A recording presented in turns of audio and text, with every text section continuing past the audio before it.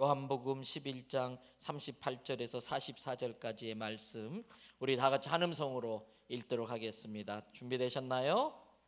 다 같이 읽겠습니다. 이에 예수께서 다시 속으로 비통히 여기시며 무덤에 가시니 무덤이 굴이라 돌로 막았거늘 예수께서 이르시되 돌을 옮겨 놓으라 하시니 그 죽은 자의 누이 마르다가 이르되 주여 죽은 지가 나흘이 되었음에 벌써 냄새가 나나이다. 예수께서 이르시되 내 말이 내가 믿으면 하나님의 영광을 보리라 하지 아니하였느냐 하시니 돌을 옮겨 놓으니 예수께서 눈을 들어 우러러 보시고 이르시되 아버지여 내 말을 들으신 것을 감사하나이다.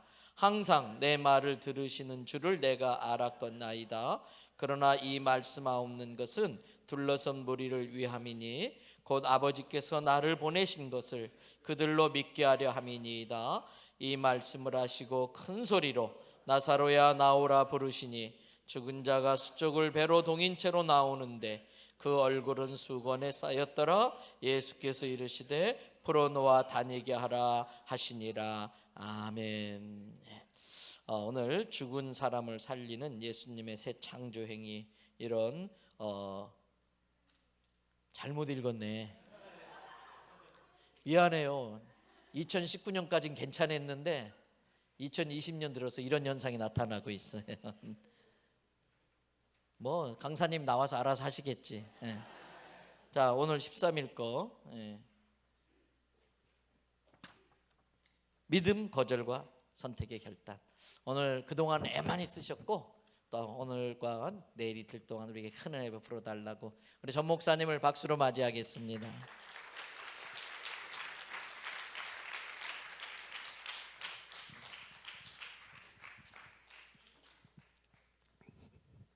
안녕하세요. 갑자기 설교문을 바꿔야 될 것 같습니다.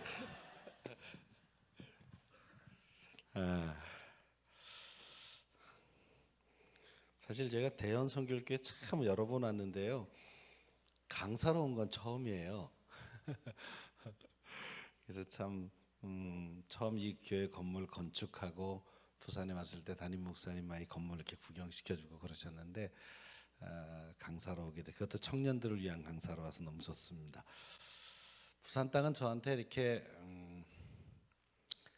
많이 미안하고 그 빚진 땅이에요.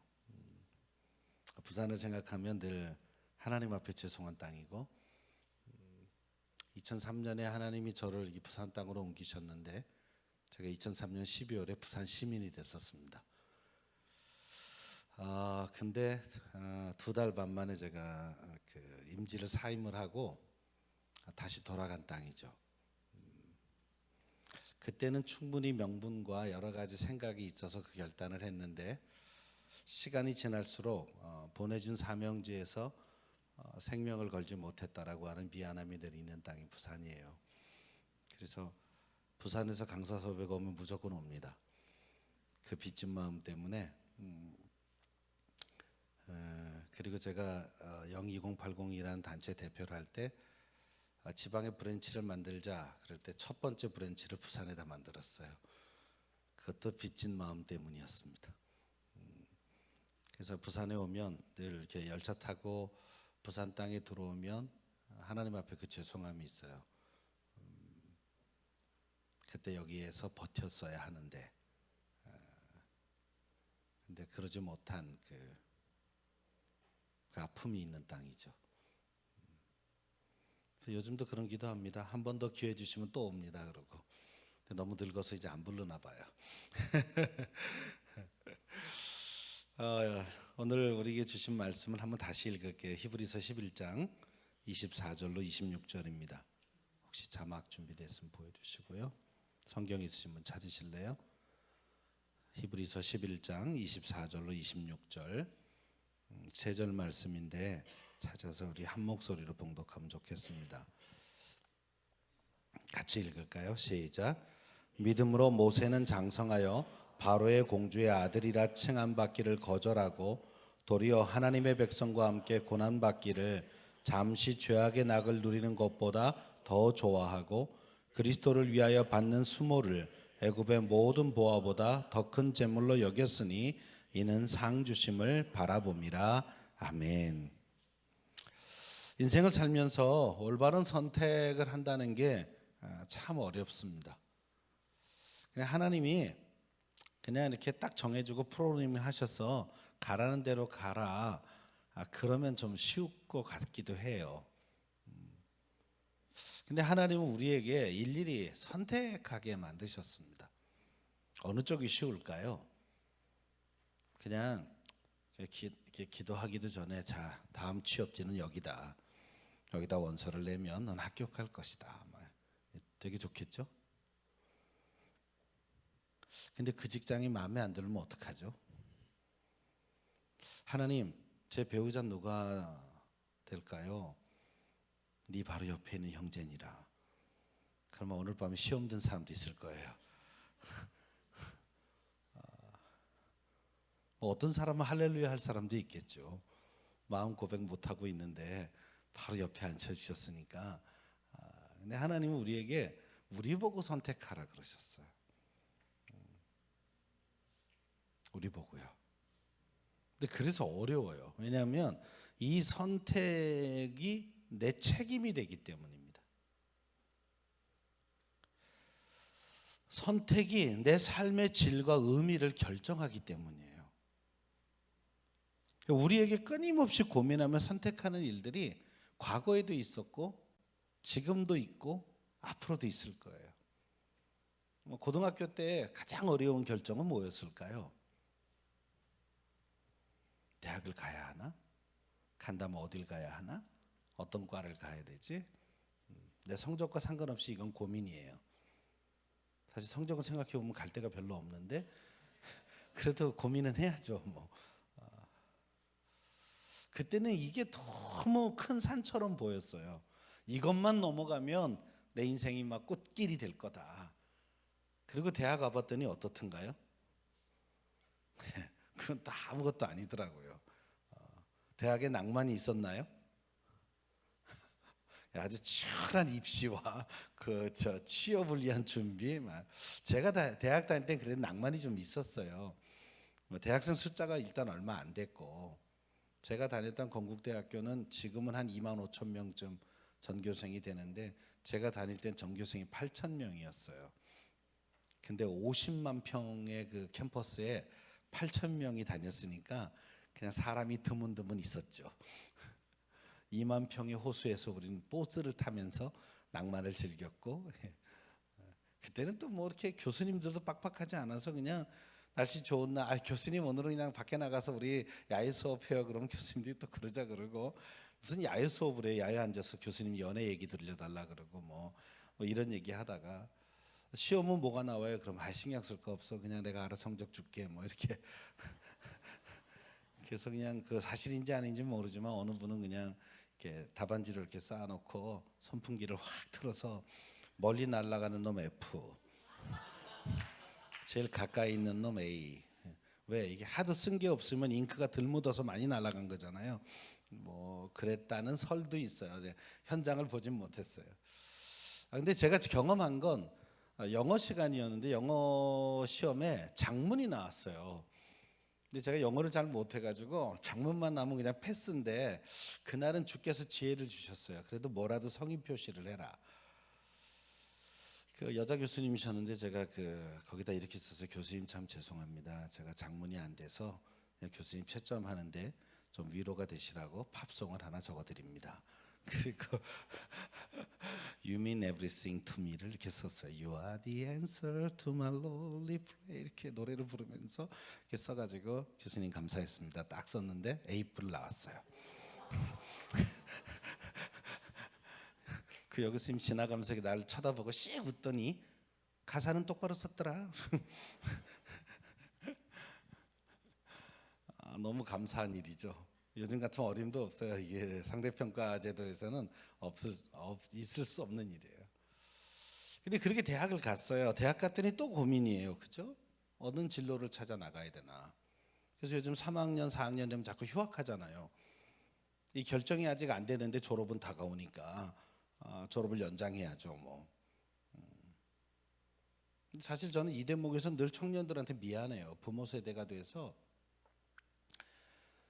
어려서부터 부모와 교사가 하라는 거 최선을 다해서 따라왔는데 취업이 안 되는 청년들을 보면 되게 미안해요. 단군 이래로 지금 청년들만큼 공부를 잘하는 애들이 없어요. 영어를 이렇게 잘하는 애들도 없고 자격증 이렇게 많이 딴 애들이 없어요. 근데 취업이 이렇게 안 될 수가 없어요. 부모 세대보다 가난한 첫 번째 세대가 됐어요. 그러니까 평생 교육을 담당했던 제 입장에서 이게 늘 미안하고 안쓰럽고 막 그래요. 어떤 배우자를 만날 것인가 이것도 굉장히 어려워요. 일단 결혼을 해야 되나? 지금은 이것도 고민. 옛날에는 이게 고민이 아니었어요. 당연히 결혼하는 것이었어요. 근데 지금은 결혼해야 되나도 질문이에요. 요새는 결혼 정년기가 없잖아요. 네가 할 때가 정년기다. 제 여동생은 지금 한국 나이로 58세, 57세인데 아직 결혼 안 했습니다. 못한 게 아니라 안 했습니다. 한 20년 가까이 사귀는 애인이 있어요. 남이 보면 부부 같아요. 근데 부부 아니에요. 제가 그 존재를 안 지가 꽤 오래됐는데 한 번도 얼굴을 못 봤어요. 근데 꼭 이렇게 동생의 남편처럼 저는 이렇게 동생하고 대화합니다. 그 재선이 요새 잘 있냐? 이렇게. 예. 아니 명절 때 되면 우리 집에 갈비가 오고 막 그래요. 이거 보통 처갓집이 하는 거잖아요, 이거. 근데 얼굴은 안 나타나서 우리 집안에서 그 친구 별명은 얼굴 없는 천사예요. 니들은 왜 결혼을 안 하냐? 서로 귀찮아. 가끔 결혼하자고 그 남자가 그러는데 그 소리 한 번만 더 하면 헤어질 거라고 협박해. 제 여동생이 당당하게 삽니다. 그 여동생 때문에 우리 부모님한테 야단을 무지 맞았어요. 오빠가 돼가지고 말이야. 그 여동생 하나를 시집을 못 보내냐고 막. 남들은 중매도 잘하면서 막 네 여동생은 막 이러면서. 저는 여동생한테 늘 이렇게 말했거든요. 소신 있게 해라. 안 할 수도 있는 거다. 진짜 사랑할 때 그때 해라. 그때가 50이 되든 60이 되든 그때가 정년기다. 이러다가 이제 엄마한테 한 대 맞고 그랬어요. 시집을 보내라 그랬더니 저것이 부추기고 있다고. 근데 저는 지금도 그 마음이 변함이 없어요. 제가 우리 부모님을 이렇게 설득했죠. 그렇게 막 밀어붙여서 보냈다가 걔가 불행하면 책임지실 거냐고.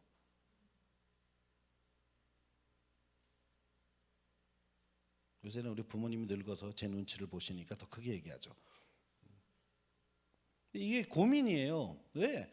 적어도 크리스찬이면 그 결정을 한번 하고 나면 특별한 사유가 없는 한 그 사람하고 평생 살아야 되거든요.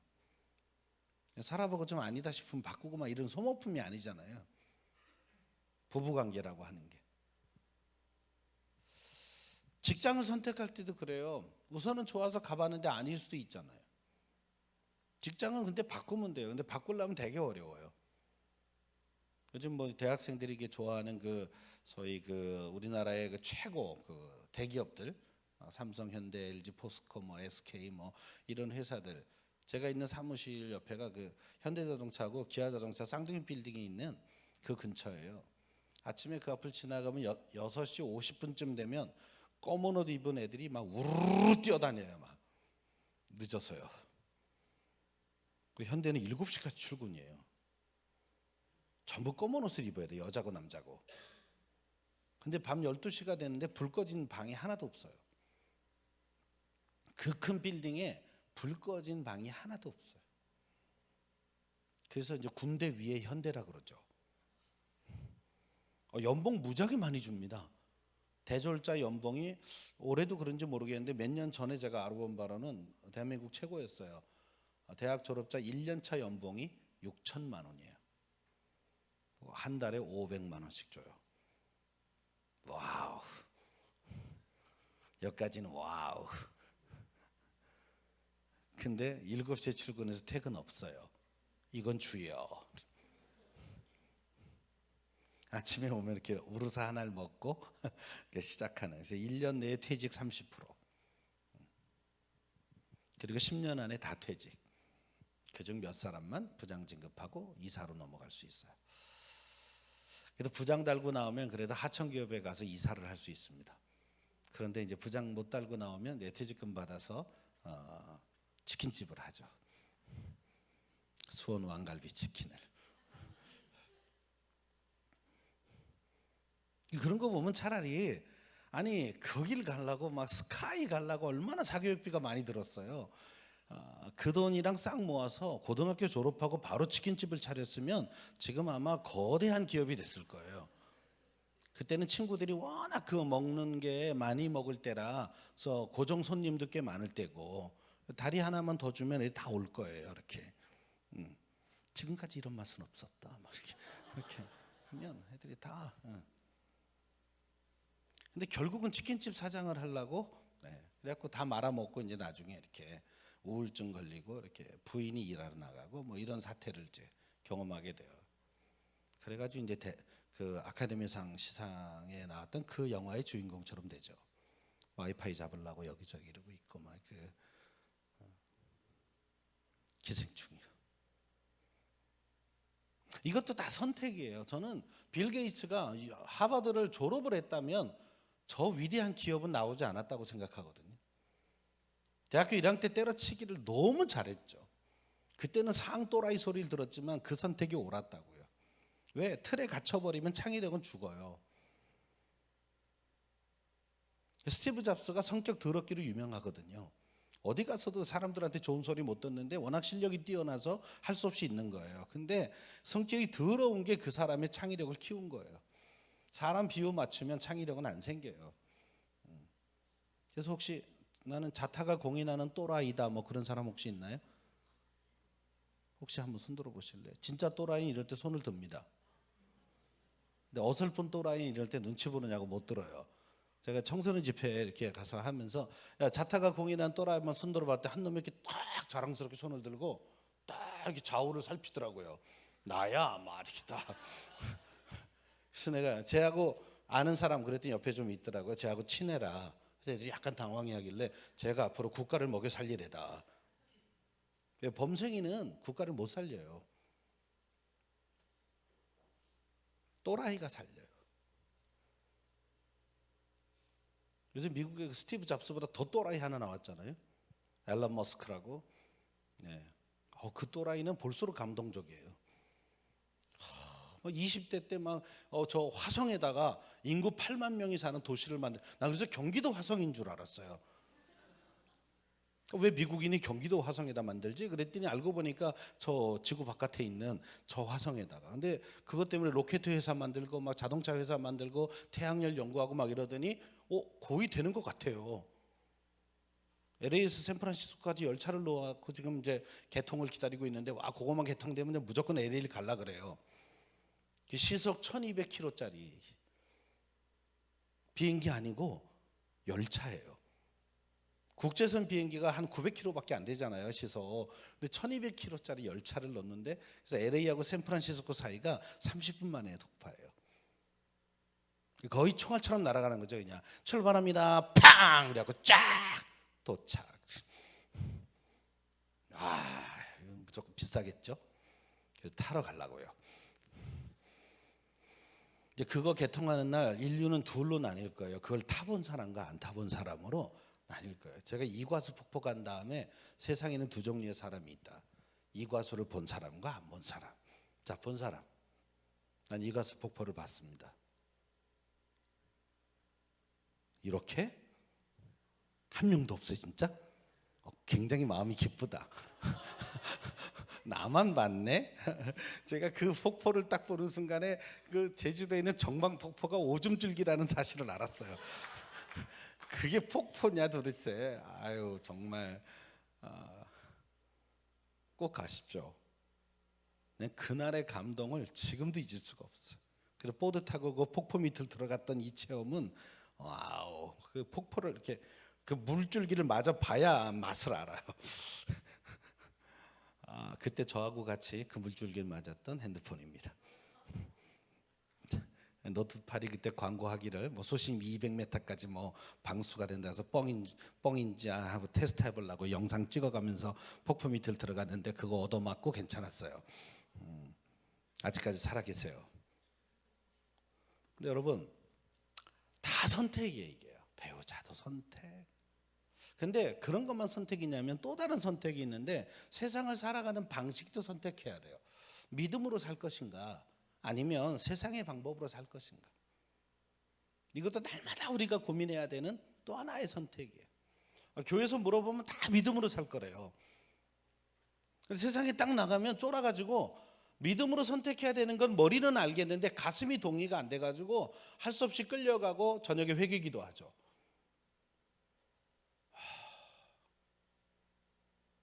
또 있어요. 세상을 성실하게 살 거냐 매일매일 아니면 한탕주의로 살 거냐. 로또 사보신 분? 난 로또를 해봤습니다. 뭐 누가 줬던 샀던 하여튼 로또를 긁어봐 그 남바 써본 분. 이게 다 한탕주의잖아요. 지난 2주 전에 저희 교회 청년부 수련회 갔더니 애들이 증문즉답을 하자 그러더라고요. 자기네가 문제를 막 할 테니까 목사님 바로 대답해 주는 프로그램 하자 그래서 오케이 그랬어요. 애들은 한 25명 갔는데 왜 질문은 100개나 있는 거예요. 카테고리 다 있어가지고 포스트잇 붙여놓고 제가 하나를 딱 띄면 주사위를 굴려. 그래서 점 하나 나오면 30초에 대답하기, 점 2개 나오면 1분에 대답하기. 뭐 지들끼리 다 만든 거예요. 근데 그 중에 하나가 목사님이 로또에 10억에 당첨되시면 하고 싶은 건 뭡니까? 이렇게 써놨더라. 그래서 제가 일단 금액이 너무 작다. 10억은 나한테 로또가 아니다. 한 100억쯤 되면 대답할게요. 그랬더니 뭐냐? 그래서 바로 대답했어요. 나같이 이렇게 다음 세대 사역하고 선교단체 하고 있는 친구들 사무실 하나가 제대로 없어서 임대료 때문에 힘들어서 사역 포기한 일이 많은데 빌딩 하나 근사한 거 사서 그런 단체 싹 들어오게 해가지고 하여튼 그 임대료 없이 사역하게 해주고 싶다. 100억이면 뭐 할만할 것 같아요. 그냥 각자 관리비만 내고 써라. 저도 맨날 그 임대료 때문에 힘들거든요. 근데 전 로또를 안 삽니다. 될까봐 안 삽니다. 별 걱정을 다 하고 앉았죠. 저는 왜 마트 같은 데 가면 영수증 넣으면 뭐 추첨해서 뭐 줍니다 뭐 이런 거 있잖아요. 뭐 명함 넣으세요 뭐 이렇게 안 합니다. 될까봐 안 해요. 왜냐하면 되면 자꾸 내가 그 방법을 쓸 거거든. 그 요행을 기다리는 걸 계속 할 거거든요. 제가 한번 해봤어요.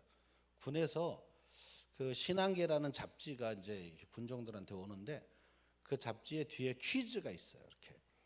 근데 그 당시에 내가 정말 갖고 싶었던 관주 성경, 그 굉장히 비싼 그 성경이 선물인데 제가 그 답을 적어 보내면서 그 엽서에다가 이렇게 썼어요.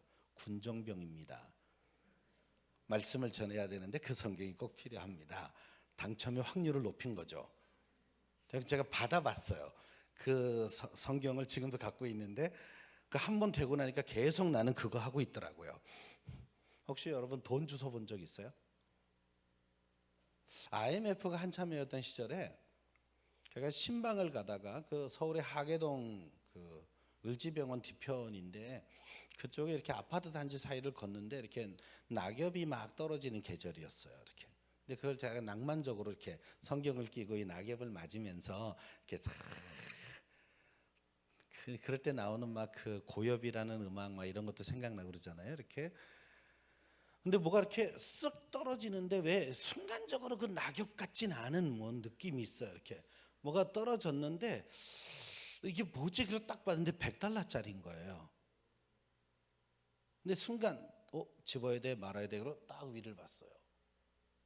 아무도 누가 $100를 놓쳤으면 지금 애타게 위에서 막 그랬을 텐데 아무도 없는 거예요. 에이 가짜인가 보다. 근데도 왠지 안타까워서 이렇게 만졌는데 왜 저 전문가는 아닌데 돈 같은 거예요. 이 느낌이. 그래서 은행에 가가지고 직원 보고 이거 진짜 돈입니까? 그랬더니 뭐 이렇게 만져도 보고 뭐 이렇게 일련 번호 확인하고 그러더니 이건 정상적인 화폐인데요. 근데 그 당시 환율이 2,000원 넘을 때였거든요. 이게 100달러인데 20만 원도 더 주는 거예요. 그냥 하루 종일 기분이 좋더라고요. 실실 웃고 다녔더니 역시 여자들은 촉이 좋아요. 우리 청년 하나가 목사님 왜 꽁돈 생겼어요? 그러는 거예요. 헐! 왜 그렇게 생각하냐? 막 이렇게 이때 들키면 다 털리니까. 근데 집에 가는데 아내가 또 그러는 거야. 왜 꽁돈 생겼어? 야, 아니야, 그냥 기분이 좋아. 주 안에서 늘 즐거운 날이지 뭐. 근데 그 다음부터 계속 내가 하늘을 쳐다보고 다니는 거야. 오늘은 뭐 좀 안 떨어지나? 막 이게 될까봐 안 해요. 근데 여러분, 목사로 사는 저에게는 선택의 고민이 없을까요?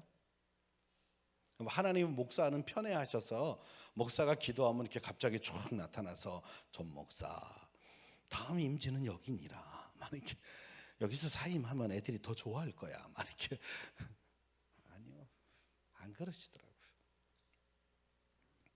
2016년에 아주 힘든 결정을 해야만 했어요.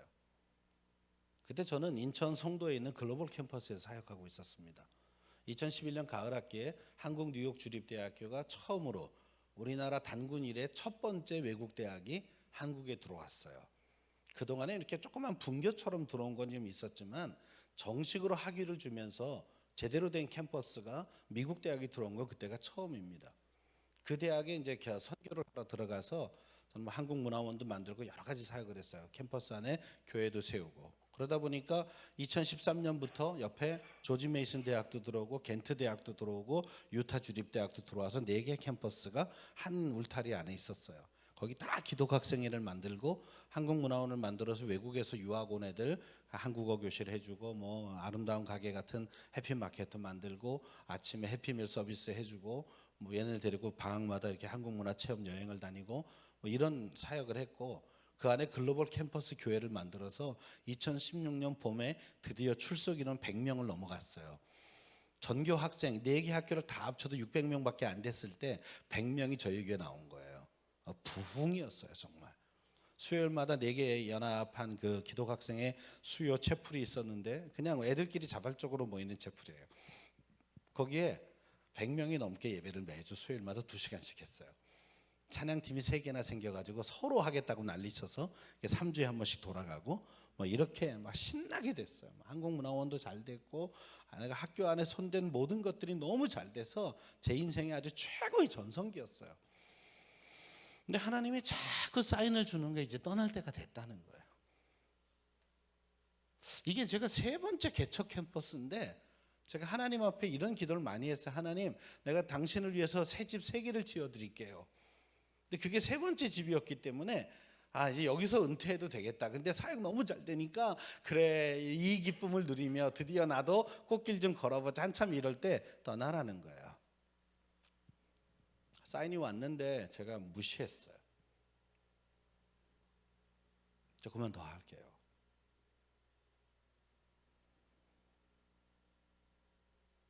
저를 아주 죽을 만큼 아프게 만드시더라고요.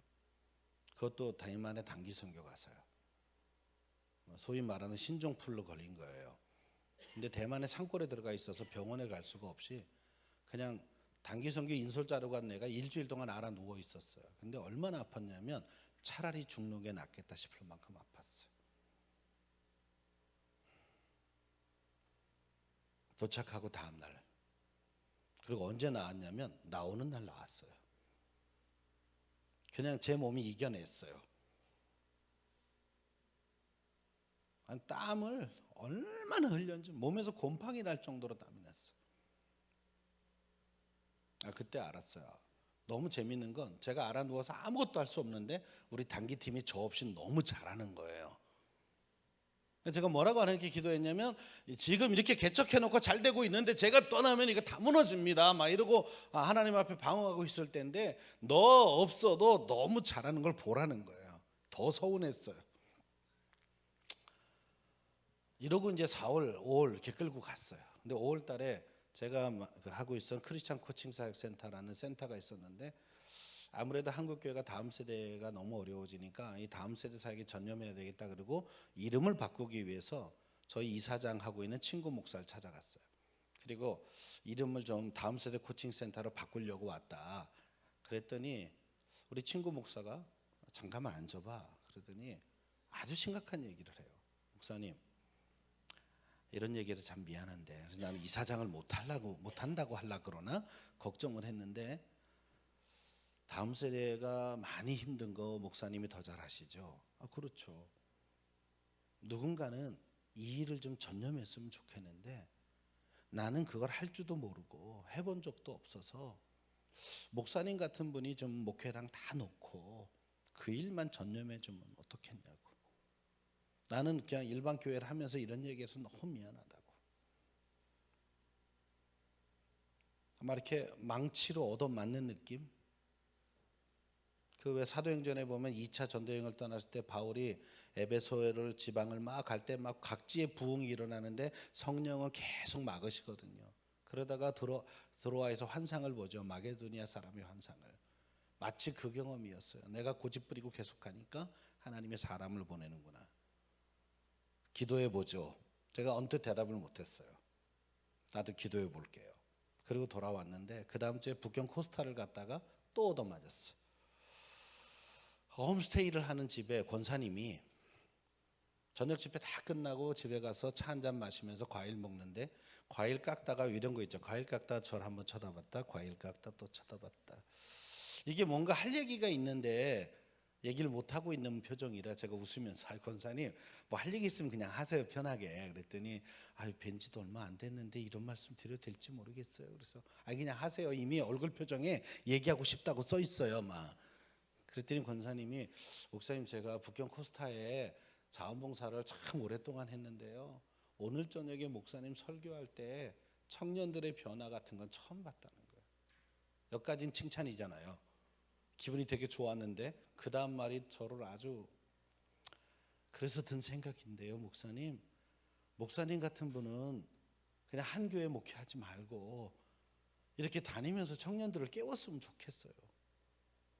그 앞주일에 우리 이사장 목사의 이야기를 안 들었다면 이게 충격이 덜했을 거예요. 밤새 고민하고 그 다음날 집회까지 끝나고 밤 비행기를 타고 한국으로 돌아오는 비행기 안에서 하나님 앞에 순종하겠습니다. 5월 말에 교회 사표 내고 학교에 벌려놓은 일들을 하나하나 사임하기 시작했어요. 너무너무 아팠어요. 그리고 그 하나님이 너무 싫었어요. 아니 시킬 때는 언제고 내가 지금 계속 하고 싶다는데 그냥 좀 놔두면 안 되냐고. 왜 재밌는 꼴을 못 보시냐고 막. 참 죄송한 얘기인데 그래서 2017년 9월 첫째 주까지 해서 그 학교에서 벌린 모든 일을 다 스톱했어요. 신형협동조합 만들어서 그것도 제가 하고 있었죠.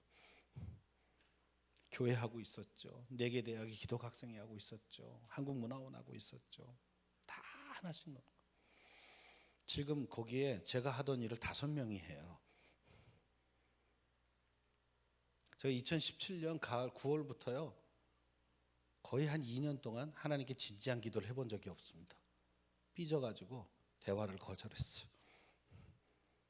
결국 나만 손해이긴 해요. 내가 삐져봐야 그분이 손해날 일은 별로 없더라고요. 근데 그래도 내가 삐졌다는 사인은 보내야 되겠더라고. 이제는 당신이 원하는 거 안 합니다. 그냥 내가 좋아하는 거 합니다. 참 많이 힘들었어요.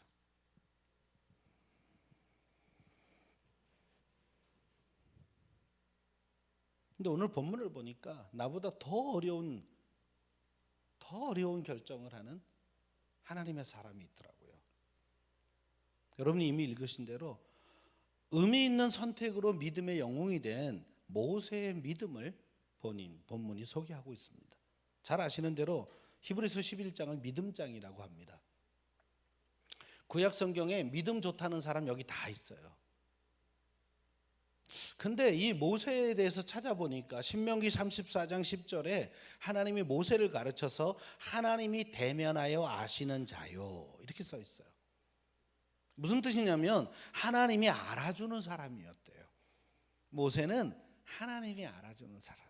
가끔 담임 목사님들 중에 이렇게 다음 세대 사역자 이렇게 선임을 하면서 우리 교회 이런 사람 이력서 들어왔는데 전 목사님 혹시 알아요? 이렇게 물어볼 때가 있어요.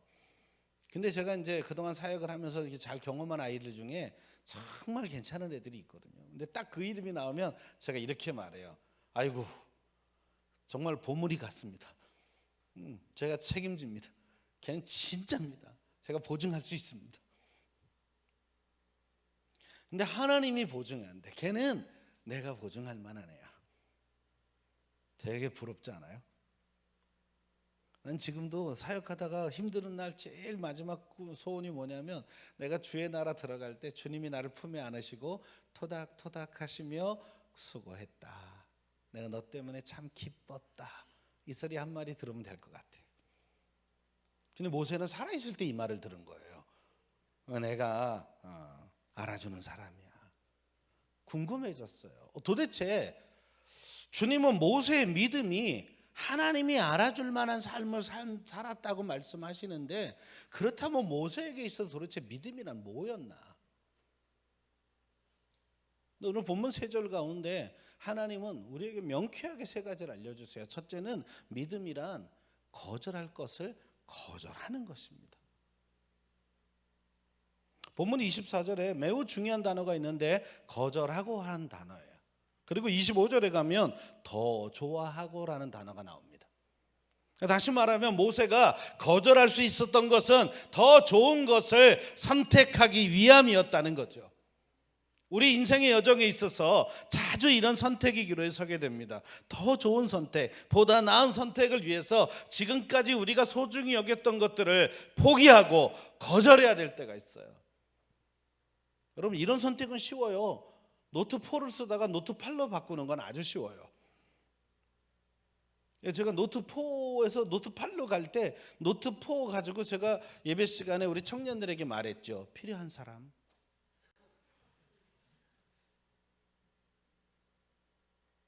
아니 내가 이걸 바꿀 때 대리점에서 뭐라 그랬냐면 너무 깨끗하게 쓰셔서 그거 반납하면 10만 원쯤 쳐줄 수 있다 그랬어요.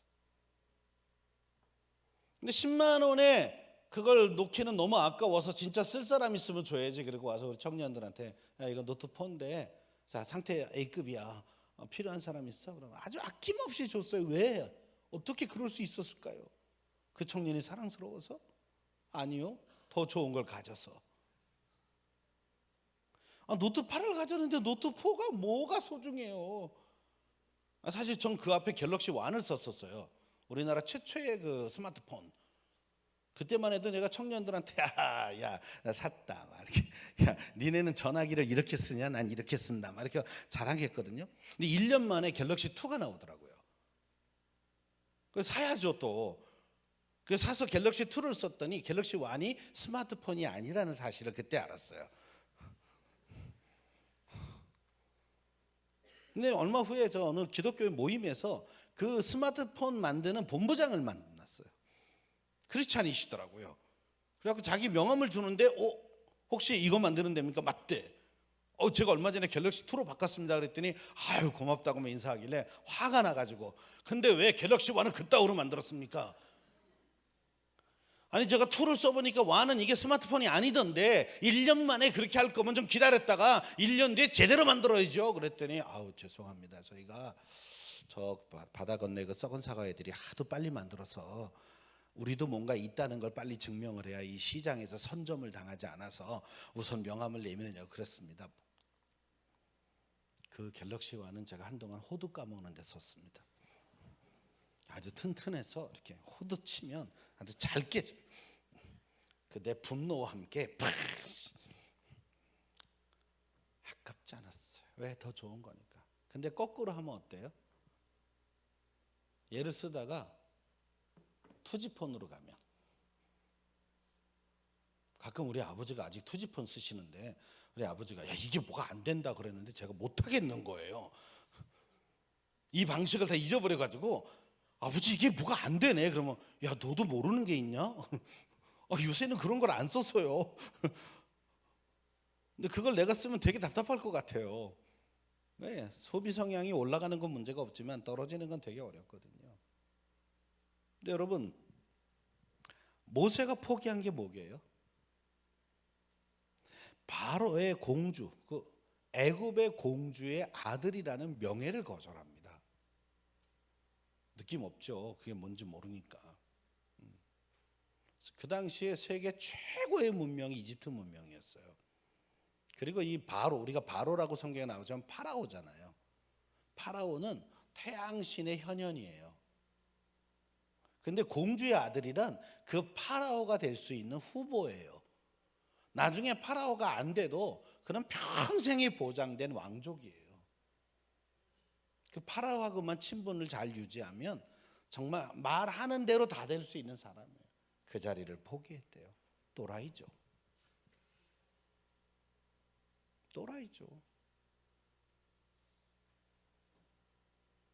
더구나 히브리인이 그 자리를 올라갔다는 건 정말 주의 은혜가 아니면 안 되는 거죠.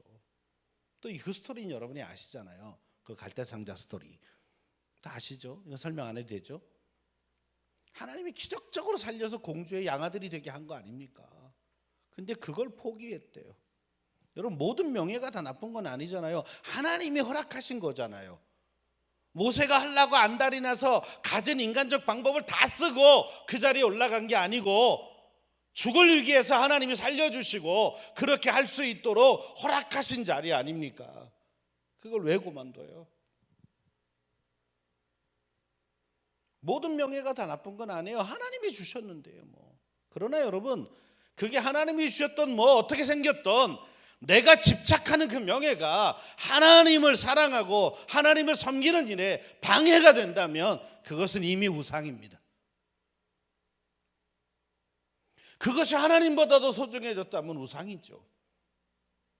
그것 때문에 하나님과 관계가 멀어진다면 그건 우상이죠. 때로는 사랑하는 사람도 우상이 될 수 있습니다. 청년사역 오래 하다 보면 정말 믿음 좋은 자매가 형제 하나 잘못 만나면 그냥 하나님과 빠이빠이. 처음엔 안 그래요.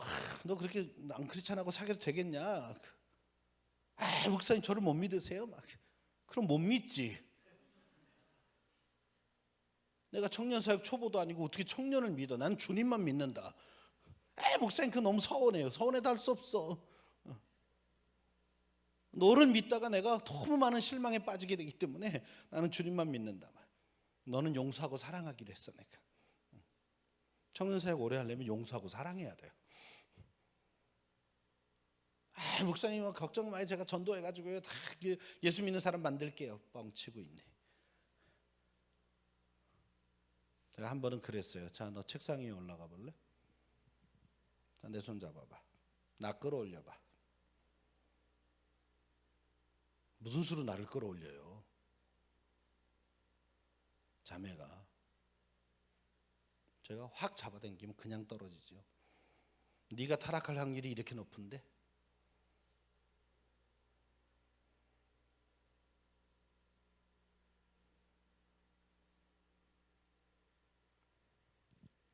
사랑하는 사람도 만나서 두 사람이 하나님 앞에 더 가까이 간다면 저는 오케이예요. 저는 공동체 안에서 교제를 무지하게 권장합니다. 엄한 데 가서 이상한 사람 만나지 말고 여기서 만나라. 자매들이 굉장히 소망 없는 표정으로 쳐다봐요. 여기서요? 왜 자매들은 다 이런지 몰라. 어느 교회 가나. 아니 신선미는 없죠. 워낙 자주 보니까. 수련회 한번 갔다 오면 남자도 마찬가지입니다. 자매들이랑 신선도는 다 떨어져요. 눈썹 없는 거 이런 건 다 봤거든. 걔가 그동안 얼마나 위장을 하고 다녔는지를 모두가 알고 있기 때문에 무슨 신선미가 있어요. 그냥 익숙하지. 근데 여러분 속을 확률은 없잖아요. 익숙하다는 것도 알고 보면 사랑이에요. 오늘 이번에 집회하면서 기도를 잘 합시다. 그리고 우리는 십자가 정신으로 사는 건데 꼭 그렇게 남는 장사 하려고 그러지 말고 좀 복의 근원이 되십시오. 좀 모자라는 형제들을 좀 사랑으로 그냥 내가 채워주마 이렇게 해가지고 헌신하면 주께서 모든 걸 더 하실 겁니다. 아멘. 형제들만 아멘하고 있어. 아니 십자가 정신이 뭔데요? 내가 나를 희생해서 남을 구원하는 게 십자가 정신인데 왜 결혼은 그 정신으로 안 하는 거예요? 이건 농담 아니에요. 진담이에요. 왜 꼭 나보다 키가 커야 돼요? 키 작은 애가 키 큰 여자를 만나 종자 개량도 가능한데, 제 딸은 24살에 결혼하겠다고 한 남자를 데리고 왔는데 이렇게 어깨동무하고 왔어요. 근데 보통은 어깨동무할 때 이 늑대 고리가 이게 남자 손이잖아요, 이게. 근데 여우 고리를 하고 왔어. 아주 귀엽게 생긴 남자애가 그 우리 딸 그 팔뚝 밑에 이렇게 있더라고. 이렇게 아버님 이렇게 인사하러 왔는데, 나이는 5살이나 더 많은데 아주 귀엽게 생긴 애가 눈썹 하나는 까맣고 눈썹 하나는 하얗고, 이 부분 백납증이에요. 근데 물어보니까 학부생이야 아직. 우리 딸은 대학원 다니는데. 그리고 결혼하겠대. 우선 딸이 그런 선택을 한 것에 대해서 우선 고마웠어요. 그 세상이 갖고 있는 편견이 없어서. 제 딸은 168인데 제 사위가 160 겨우 넘어요. 그래갖고 데이트 시작하면서 결혼하고 지금까지 높은 구두를 한 번도 못 신었어요. 제 딸은 늘 슬리퍼 같은 거 신고 다녀요. 거의 굽이 없는. 결혼식 때도 제 딸은 그런 거 신고 제 사위는 7cm짜리 신었어요. 보통 거꾸로잖아요. 보통 이렇게 형제가 한 3cm, 5cm 이런 거 신으면 자매가 막 9cm 막 이런 거 신는데, 예.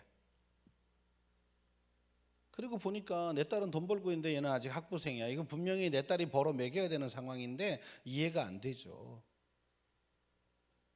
딸이 그러더라고요. 신앙 참 좋아. 성격도 참 좋아. 객관적으로는 예스예요. 근데 내 딸은 아니에요. 이렇게 애둘렀어요. 그렇게 급하게 갈 건 뭐 있니? 조금 더 시간을 가지고 교제를 해라. 그래서 서로 돈을 좀 벌어서 하고 싶은 거 좀 하면서 결혼하면 좋지 않겠니? 우리 집도 가난하고 쟤네 집도 가난한데 너네 결혼할 때 되면 아쉬운 거 되게 많을 거야. 조금만 더, 내 생각에 한 2년만 서로 좀 이렇게 하다가 결혼하면 좋지 않을까? 이렇게. 그 말은 간접적인 반대였어요. 근데 제가 몇 개월 만에 손을 들었어요. 남자아이가, 우리 사위가 너무 신앙생활을 잘해요. 근데 내가 가르친 거더라고. 이게 내 딸한테 신앙이 1번이다. 그 다음은 인격이다. 돈은 있을 수도 있고 없을 수도 있는 거다. 이게 늘 가르쳐 놓고 아버지가 변질한 거죠. 어느 날 우리 집에 와서 저녁을 먹었는데 지네가 설거지를 하겠다고 이렇게 둘이 설거지를 하고 제가 식탁에서 이게 과일을 깎고 있었는데 제 딸이 이렇게 애교가 있는 애가 아니에요. 되게 듬직한 딸이에요. 이렇게 제가 늘 장남이라고 부르는 정말 착하고 좋은 아이인데 이렇게 애교 없이 그냥 듬직해요.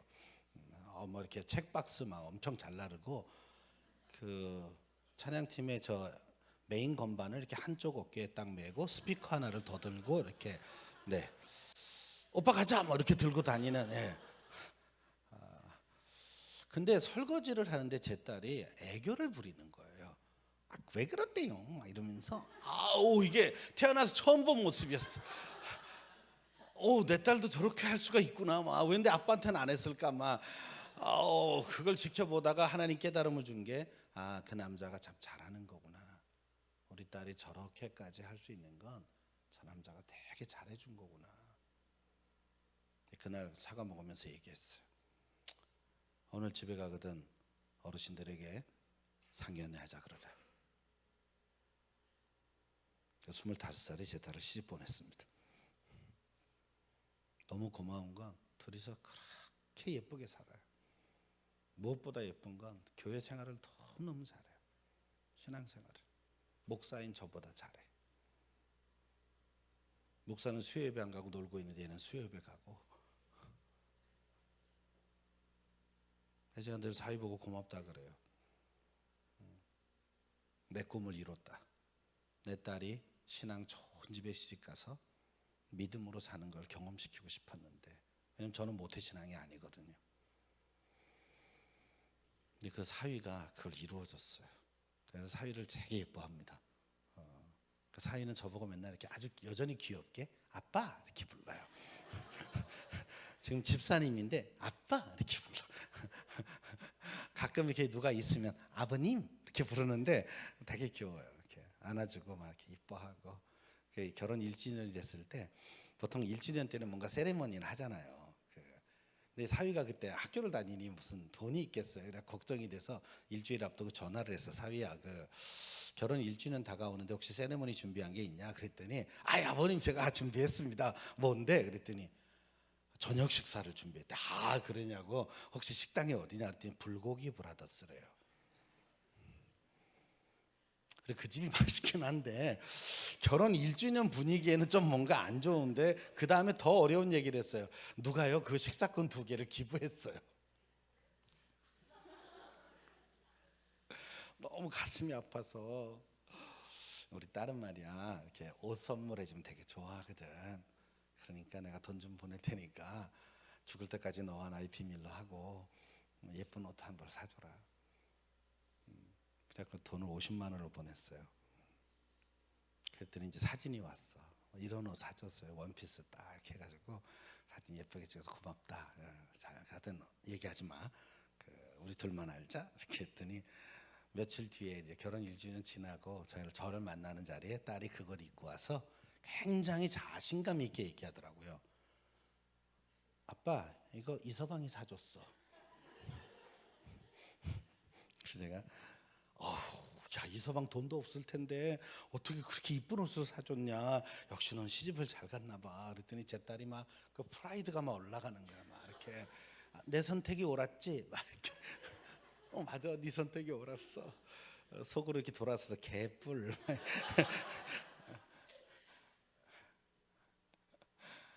근데 여러분 이 반대의 경우는 저는 너무 많이 봤어요. 취업이 중요해요. 여러분의 진로가 중요해요. 여러분의 경제 생활도 참 중요해요. 근데 그것이 신앙생활의 걸림돌이면 그건 아니죠. 청년 사역은 요즘에 알바와의 전쟁입니다. 알바 때문에 뭘 못하겠어. 다 알바래. 그래서 알바함을 때려주고 싶어. 아니 뭐 수련회 가자 그래도 알바 때문에 안 돼. 뭐 주일도 알바 때문에 못 나와. 그러니까 하나님이 공급하는 삶을 경험을 못 하죠. 하나님도 우리의 필요를 아신다니까요. 그 필요를 놓고 하나님을 먼저 선택을 해야 그래야 하나님이 채우는 삶도 경험하죠. 너희는 먼저 그의 나라와 그의 의를 구하라. 그리하면 이 모든 것을 거기 영어 성경에 보면 need라고 나오잖아. 너희의 needs는 내가 책임질게. 아니 신자인데 왜 말씀대로 한 번쯤 도전해 봐야 되잖아요. 성경이 진짠가를 한 번은 테스트해 봐야죠. 그냥 다 내려놓고 영적으로 만들어 놓고 난 주님만 위해 삽니다. 그랬더니 하나님이 먹이시더라. 이 경험을 한 번쯤은 해야 돈 때문에 끌려다니지 않죠. 이걸 언제 경험해 봐야 돼요? 청년 때 해야죠. 처자식 딸리면 힘들어요. 이런 선택하기가. 그때서 연습하면 안 돼요. 청년 때 연습해야죠. 청년 때는 한 달쯤까지 거 그냥 뭐 한 달 월급 다 헌금하고 그래 주님 나를 먹이십시오 막 그랬더니 막 여기저기서 막 쿠폰 날아오고 막 이런 거 경험해 봐야지. 갑자기 오빠가 전화해서 뭐 밥 먹을래? 말해야 또 한 끼 얻어 먹고 오늘도 주님이 일하셨습니다. 이렇게. 저 나이 40에 39살 되던 해 작심기도 1년 했어요. 하나님 나 이제 40살 되는데 어떤 목회를 하길 원하십니까? 이제 좀 한 길로 가도록 정해 주십시오. 근데 기도하고 이렇게 새벽에 엎드리면 자꾸 캠퍼스가 보이는 거예요. 저는 이미 그때 캠퍼스 사역을 하고 있었거든요. 저희 교회에서 10분 거리에 있는 광운대학에 가서 일주일에 하루 교회 허락을 받아서 기독 교수의 성경 공부만 만들고 직원들 성경 공부만 만들고 학생들 성경 공부만 만들고 하루에 3탕 뛰고 왔거든요. 그리고 한 달에 한 번은 저녁에 광운성교 전체가 예배하는 예배도 하고. 그러니까 그건 이미 하고 있는데요. 그랬더니 아니래 전임이래. 그래서 제가 기도하다가 일어나서 막 고개를 흔들면서 이건 아니지. 주님 뭔가 아닌 것 같아요. 이렇게 주의를 환기시켜 놓고 찬송도 좀 부르고 본당을 돌아다니다가 다시 엎드리면 또 보여주세요. 몇 달 동안 고민하다가 그래 담임 목사님하고 상의하자. 담임 목사님이 반대할 것 같았어요. 그 상의를 했는데 담임 목사님 화를 내시는 거예요. 안 되지 사람아. 그 나이 40대 가지고 그런 일을 하면 이제 길거리에 저 자식하고 나 앉을 거냐고 막.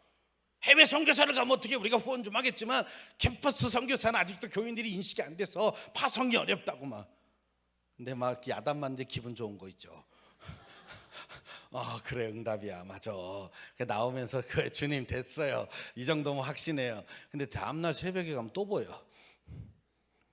마지막에 제 아내한테 부탁했죠. 여보, 내가 계속 기도하는데 내년을 위해서 이렇게 캠퍼스 사역에 대한 부르심이 계속 느껴지는데 아무래도 하나님이 이게 주의 뜻이면 부부에게 같은 마음을 주지 않겠어? 당신도 한 석 달만 작정 기도를 해보고 그래갖고 사인을 주면 내가 최종적으로 결정할게. 그 말은 당신의 생활비가 없어. 이렇게 자비량으로 가는 거야. 이게 후원도 안 될 거야. 그러니까 살림을 담당하는 당신에게는 굉장히 어려운 일일 거야를 자료를 다 주고 지금 기도해봐 이랬으니까 내 아내는 분명히 반대할 거다 이런 확신이 있었는데 그 형제들 그 결혼할 때 믿음을 너무 좋은 자매하고 결혼하면 때로는 곤란할 때가 있어요. 제 아내가 빙글에 웃더니 뭘 석 달이나 기도해 봐요. 하나님이 당신에게 사인 줬으면 이미 나한테 준 거예요. 그냥 가요. 아니 대중가요는 쉬운데 이런 가요는 되게 어려워요. 그래서 도망갈 구멍이 없어서 하게 된 거예요. 40살 되던 1월 달에 교회 사택을 비웠는데 갈 데가 없는 거예요. 수중에 돈은 퇴직금하고 다 합쳐서 600만 원 있었어요. 아무리 그 돈 지고 복덕방을 다녀도요 살 집이 없어요. 서울의 대학가에. 우리 남동생 2살 밑에 남동생이 그런 형이 너무 안 되는 거예요. 저 세상 물정도 모르고 저 600 들고 지금 전셋집을 얻으러 다니는 저 형을 어떻게 하면 좋냐. 그래서 1,500을 들고 왔어. 형 나 이거 1년 뒤에 내가 하는 그 사업 그 재투자해야 될 돈인데 1년 뒤에 갚을 수 있냐고. 그럴 땐 믿음이 작동해요. 있다. 안 되면 다시 집 빼면 되니까. 있다. 그래갖고 이제 빌려서 600에다가 1,500을 더하니까 2,100. 없어 그래도. 부동산 하시는 할아버지가 오지 말래요. 금액이 올라가기 전에는 오지 말라고. 아주 귀찮아 죽겠다고. 그래도 우리는 땅밟기를 해야 되잖아요. 계속 갔어. 근데 어느 날 할아버지가 전화가 왔어. 2,500짜리 나왔는데 어떡할 거니? 근접한 게 나왔으니까.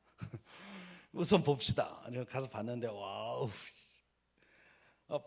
계단 딱 2개 내려가는 반지하예요. 그러니까 1층이에요 그냥. 근데 방이 4개야. 와 전세인데. 근데 약간 여관처럼 생겼어요. 이렇게 문 열고 들어가면 가운데 통로가 쫙 있는데 이렇게 방이 하나, 둘, 셋, 넷. 이게 방만 있어 이렇게. 그리고 셋째, 넷째 방 사이가 또 골목이 하나 있는데 여기가 부엌이에요. 근데 정말 나한테 문제가 안 된 게 방이 4개니까 안방 하나, 내 서재 하나, 우리 딸 하나, 우리 아들 하나. 할렐루야. 그게 기름 보이려고 무지하게 먹는다는 사실은 생각이 안 났어요. 400이 모자라잖아요. 북덕방 할아버지가 어떻게 할 거냐고. 그래서 뭘 어떡합니까? 협상을 해야죠. 그랬더니 이 양반아 이게 4천이 넘는 집인데 이게 이렇게 싸게 나온 거야. 대기 기도인가 뭔가를 해가지고 그랬나 봐. 그래도 이걸 더 깎으면 말이 되냐고 막 그랬더니 제가 부동산의 사명은 뭡니까? 원래 그 성사시키는 거잖아요. 아줌마한테 가서 한 번 더 얘기해 주세요. 내가 2,100이 있는데 이걸로 예스하면 바로 계약하고 혹시 떨떠름하시면 옵션 계약하겠습니다. 1년 내에 400을 갚기로. 뭐 그 사이에 이자를 내라 그러면 내겠습니다. 할아버지가 투덜투덜대면서 그 집을 갔다 오는데 아줌마가 따라왔어요. 그 말은 계약하겠다는 뜻이잖아요. 그래서 눈물의 계약서를 씁니다. 근데 계약서 쓰다가 꼭 이 드라마에는 반전이 있어요. 아줌마가 나를 탁 쳐다보더니 근데 그 아저씨는 뭐 하는 분이세요? 그래서 내가 와 주님이 역사할 타이밍이다 이건. 분명히 믿음이 좋은 분일 거야. 그래갖고 제가 옆에 있던 이 교회 교육 목사였는데 제가 학원 선교를 하려고 이 광원대 선교를 하려고 집을 따로 얻으려고 이 집을 얻습니다. 그러면 이렇게 답이 올 줄 알았어요. 아이고 그렇게 좋은 일을 하세요. 아이 그러면 그냥 쓰시죠. 뭐 이게 내 시나리오였어요. 근데 그 아주머니가 날 쳐다보더니 그러면 안 되지. 나는 불교 신자인데. 그래갖고 계약서 쓰던 거를 뺏어가지고 꾸깃꾸깃하고 땅바닥에 버리고 갈라 그러는 거예요. 그때 속으로 기도도 안 되고 하나님께 뭐 항의를 하기를 맛이나 보이지 말던지 되게 비참하더라고요. 막 목사라는 게 그렇게 쓸데없는 건가 싶고. 근데 하나님은 살아계세요. 그렇게 나를 구박했던 그 복덕방 할아버지가 나도 생각하지 못한 한마디를 던져서 이 계약을 성사시킵니다. 그 할아버지가 이렇게 말했어요. 아이고 아주머니, 그 목사님이 그 집에 들어가면 복을 받겠지 저주를 받겠습니까? 헐. 근데 이 아줌마가 이렇게 골수분자 불교 신자는 아니었던 것 같아. 초파일 날 한 번쯤 가는 그 나이롱이었던 것 같아. 나가다가 그 소리를 듣더니 또 그건 그러네. 그리고 돌아와서 지가 버린 거 주워가지고 그렇게 펴서 다시 썼어요. 저 그 집에 그렇게 들어갔어요. 저 이사해놓고 첫 가정 예배 드리는데 눈물 콧물 범벅 그냥. 어떻게 그냥 꼭 이렇게까지 하셔야 됩니까? 그냥 좀 순적하게 하면 안 됩니까? 좀 가뜩이나 사역도 어려운데. 뭐 그리고 나선 뭐 다음 달 생활비 없죠. 뭐 고난의 세월을 살았죠. 괜찮았어요. 처음에 믿음으로 까짓 거 뭐 없으면 뭐 하나님이 또 누굴 보내서도 먹이겠지. 근데 쌀은 오는데 반찬이 안 와요. 더 웃기는 건 기름 보일러에 기름이 계속 떨어지는데 돈은 없어요. 초등학교 1학년, 2학년인 내 아들 딸이 이 추운 겨울에 난방 없이 어떻게 살아야 할까? 먹는 건 얻어먹으면 되는데 1월 셋째 주까지 저를 시험하셨어요.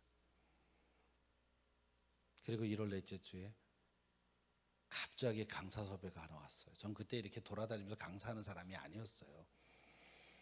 그것도 군인교회에서. 저 고양시에 있는 백마부대에 있는 그 군인교회에 있는 군종병이 전화를 해서 우리가 갑자기 중고등부 수련회를 하려고 결정이 돼서 그런데 혹시 와줄 수 있습니까? 근데 저를 어떻게 아셨어요? 그랬더니 제가 여기 군에 오기 전에 삼양제일교회 전도사였는데 그때 노회 안에서 목사님 뵀었습니다. 그 장석회 중고등부 잘하신 생각이 나서 불렀다고. 그래 무조건 가야죠. 이틀 저녁 집회 설교했는데 50만 원 강사비를 줬어요. 오자마자 기름 채워 넣고 남은 돈으로 라면을 다 샀어요. 그냥 각종 라면도 질리니까 이것저것을 사서 이렇게 싱크대에 쫙 라면을 쟁여놨는데 그냥 막 너무 좋았어. 이제 기름 보일러 됐지. 그때부터 하나님이 제 정을 채워가기 시작하세요. 이 얘기 다 하면 오늘 밤새야 돼요. 수련회니까 밤새도 괜찮긴 한데 제 자랑하는 것 같아서 그만할래요. 어쨌든 광운대 교수들이 제가 사임한 걸 생각을 하고 자기들끼리 회비를 내기로 결정해서 매월 50만 원씩 저를 헌금하기로 하셨습니다. 직원 신우회분들이 회비를 모아서 한 달에 30만 원씩 헌금하기로 하셨고요. 교수들이 앞으로 학원 선교를 잘하려면 돈이 계속 있어야 되니까 우리 벤처기업 만듭시다. 그래갖고 미션텔레콤이라고 하는 벤처기업 만들어서 제가 또 사목이 되는 바람에 거기서 월급 50만 원씩이 또 나왔어요. 또 남대문 교회에 있는 담임 목사님이 우리 중등부 전도사 갑자기 오기로 했다 안 오기가 돼가지고 핀치 히타로 좀 빨리 와줘 그래갖고 갔는데 53만 원 주셨어요 매월. 그리고 제가 광운대에다가 기독교 과목 하나를 제안한 게 오케이 돼서 한 학기를 지냈는데 그 학기에 수강생이 400명이 몰려가지고 100명씩 잘라서 3학점짜리 4반이 됐어요. 그중에 3반을 제가 강의하게 되는데 강사비가 3월 달에 107만 원이 나왔어요. 그래서 3월 달 제 통장에 들어온 돈은 260만 원이었습니다. 제가 교회에서 사임할 때 받았던 사례는 110만 원이었고요. 1년 사이에 빚진 돈 1,500을 다 갚았습니다. 그때부터 주님은 저한테 재정으로 시험하지 않으세요. 잘 먹고 잘 살게 하셨어요. 그 증거가 여기에 있습니다. 잘 먹고 잘 살. 빚져 꼴지 않았잖아요. 우리 아들 딸 다 잘 커서 대학 갈 때 아주 명문대는 아니지만 서울에 있는 중간쯤 대학에 4년 장학생으로 갔어요. 과외 못하고 학원도 잘 못 다닌 애들이 알아서 자기 공부를 했어요. 전 늘 이렇게 세뇌 교육을 했어요. 대학 들어갈 때 첫 등록금만 내가 책임져 준다. 그 다음부터는 성인이니까 네가 준비해라.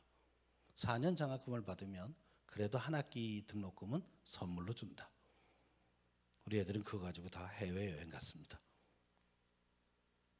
하나님이 채워주시는 경험을 하고 났더니 그 다음에 못할 게 없더라고요. 광운대 6년 잘해서 셋업 다 했어요. 기독 교수회가 만들어졌어요. 몇 명 모였게요? 광운대 180명 전임 교수 중에 우리 멤버가 50명을 넘었습니다. 이 불교 신자가 세운 대학에서 얘기해요. 조강훈 씨라고 하는 불교 신자가 세운 대학이거든요. 직원들 전체 90명 중에 저희 멤버가 40명. 9개의 랩실에 대학원생들 성경 공부반 생겼고요. 13개 학과에 학과 기도 모임 생겼어요. 기독 교수 부인회가 생겼고요. 기독 동문회가 생기고 기독 학생회, 기독 대학원생회, 그다음에 광운대에 기숙사가 없었는데 우리가 처음으로 기숙사를 만들었어요. 기독 학사를 만들었고 선교센터 만들었어요. 영문과 안에다 영어 성경 강독하는 원전 강독 과목이 생겼고요. 정보복지대학원이 신설할 때 그 안에 기독교 상담학과 만들었어요. 이게 6년 안에 일어난 일이에요. 이런 그림이 미리 있었냐고요? 없었어요. 그냥 해본 경험이 없어서 열린 문으로 갔더니 결과가 이래요. 그리고 제가 데리고 있던 전도사가 목사가 됐길래 이제 네가 해. 그리고 주고 나왔어요. 지금까지 그 목사가 합니다. 아주 잘합니다. 그리고 그 이야기가 신문에 나고 하는 바람에 제가 이 부산외대에 스카우트 됐던 거예요. 그리고 전 여기서 2달 반 만에 적고 올라와서 덕성여자대학교 개척해서 또 7년 사역했어요. 비슷한 내용의 사역을 했고요. 그거 끝날 때쯤에서 또 한 몇 달 쉬다가 글로벌 캠퍼스 가서 또 개척을 했어요. 여러분, 예수님이 제자의 도를 가르치시면서 이렇게 말씀하셨어요. 물은 내게 오는 자가 자기 부모와 처자와 형제와 자매와 및 자기 목숨까지 미워하지 아니하면 능히 나의 제자가 되지 못한다. 부모를 포기하라는 말이 아니에요. 처자를 포기하라는 말이 아니에요. 그것이 1순위가 되면 주님을 따라갈 수가 없기 때문이죠. 사실 세상에서 내 부모, 내 처자, 내 형제 자매 그리고 자기 자신보다 더 소중한 대상이 어디에 있겠습니까? 그러나 한번 잘 생각해 보실래요? 이들의 존재가 중요하다고 느낄수록 이들을 우리에게 선물로 주신 하나님을 더 소중한 분으로 생각해야 한다는 거죠. 그런데 우리가 이들에 대한 사랑에 빠져서 이들을 주신 하나님을 소중히 여기지 않으면 사람도, 사랑하는 사람도 우리에게 우상이 될 수 있다는 말입니다. 제 아들딸이 너무 예뻐서요. 제가 퇴근할 때마다 뭘 사가지고 갔어요. 사실은 자주 못 봤어요. 제가 청년 사역하느냐고 맨날 늦게 가니까 어쩌다 좀 일찍 가는 날 우리 애들은 아빠에 대해서 굉장한 반응을 했어요. 미안한 마음에 이렇게 먹을 걸 뒤에 챙기고 가서 아빠 왔다 그러면 아빠 그러고 애들이 오면 짠 이렇게 보면 애들이 아 좋아 막 이렇게 이재미에 매일 사가지고 갔어요. 갈 때마다 애들은 막 만나 어느 날부터 이렇게 인사가 바뀌었어요. 아빠가 아니라 오늘은 뭐 사왔어? 그 다음부터 안 사갔어. 이것들이 선물을 주는 아빠를 즐거워할 줄 모르고 선물을 기다려? 근데 어느 날 내가 하나님 앞에 그렇게 하고 있더라고요. 어느새 하나님은 너무 익숙한 존재, 그분이 나에게 주는 떡고물만 생각하고 있는 내 자신을 봤다고요. 근데 여러분, 하나님이 아브라함에게 독자 이삭을 바치라고 한 것은 정말 이삭의 그 몸뚱이가 탐나서 그랬을까요? 아니에요. 아브라함의 마음을 시험한 거예요. 100세 얻은 아들보다 그 아들을 내게 준 하나님이 우선인가를 보고 싶었던 거죠. 모세도 마찬가지입니다.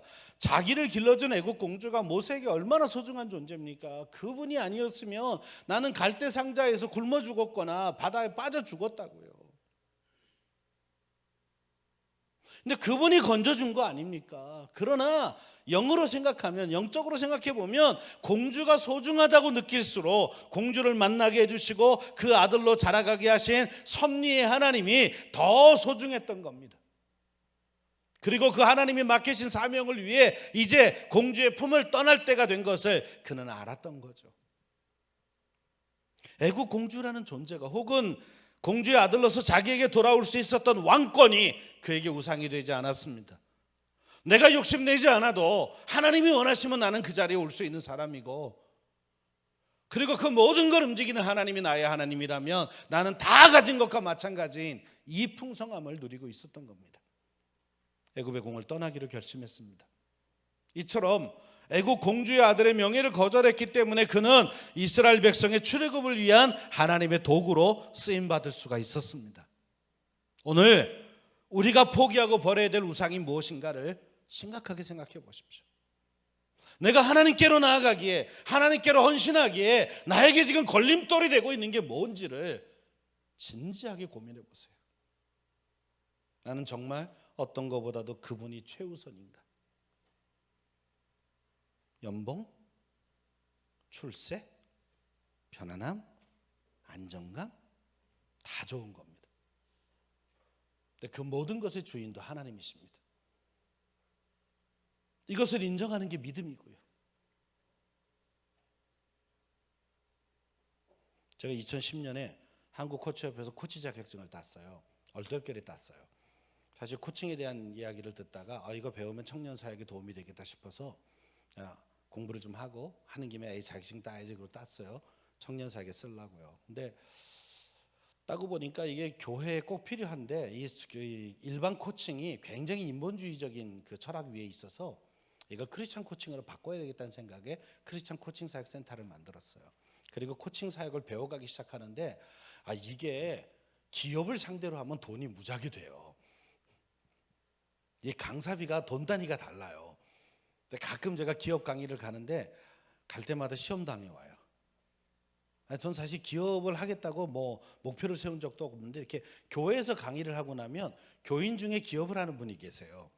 그분이 강사님 우리 회사에도 이 강의가 필요한데 우리 회사에 와서 해줄 수 있습니까? 아니면 자기들 CEO끼리 모이는 모임이 있는데 여기 와서 그냥 1시간만 좀 해주시면 좋겠다고. 근데 뭐 이렇게 교회에서 이미 만난 사이니까 그러죠. 뭐 그래갖고 한 번은 청담동에 있는 리바라 호텔이라고 거기서 모임한다고 갔어요. 가는데 점심을 주는데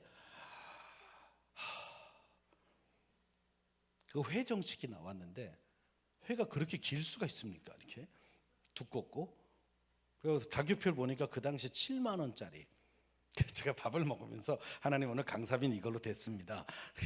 너무 신나게 먹고 딱 끝나니까 1시간 딱 60분 강의를 하라고 그 자리에서 세팅 딱 해주길래 60분 강의 딱 끝나고 나오는데 그 대표되는 분이 저를 초청하신 분이 따라 나오면서 저희가 약소하게 강사비 준비했는데 너무 죄송합니다. 제가 그때 뉴욕 주립 때 저 연구 교수였을 때예요.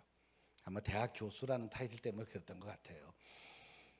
그래서 이렇게 딱 만져보면 알잖아요. 이렇게 두께를 이렇게 딱 만져봤는데 얇길래 한 10만 원 넣었구나. 그리고 이제 딱 넣고 그래도 고맙습니다. 뭐 밥도 잘 먹었는데요. 뭐 이러고 집에 와서 열어보니까 200만 원이더라고요. 갑자기 직장 다니기 싫죠. 누구는 60분 만에 200만 원 벌고. 근데 제가 그날 200만 원을 손에 쥐고 머릿속에 싹 스치고 지나간 생각이 있었는데 주님 한 달에 한 건만 주옵소서.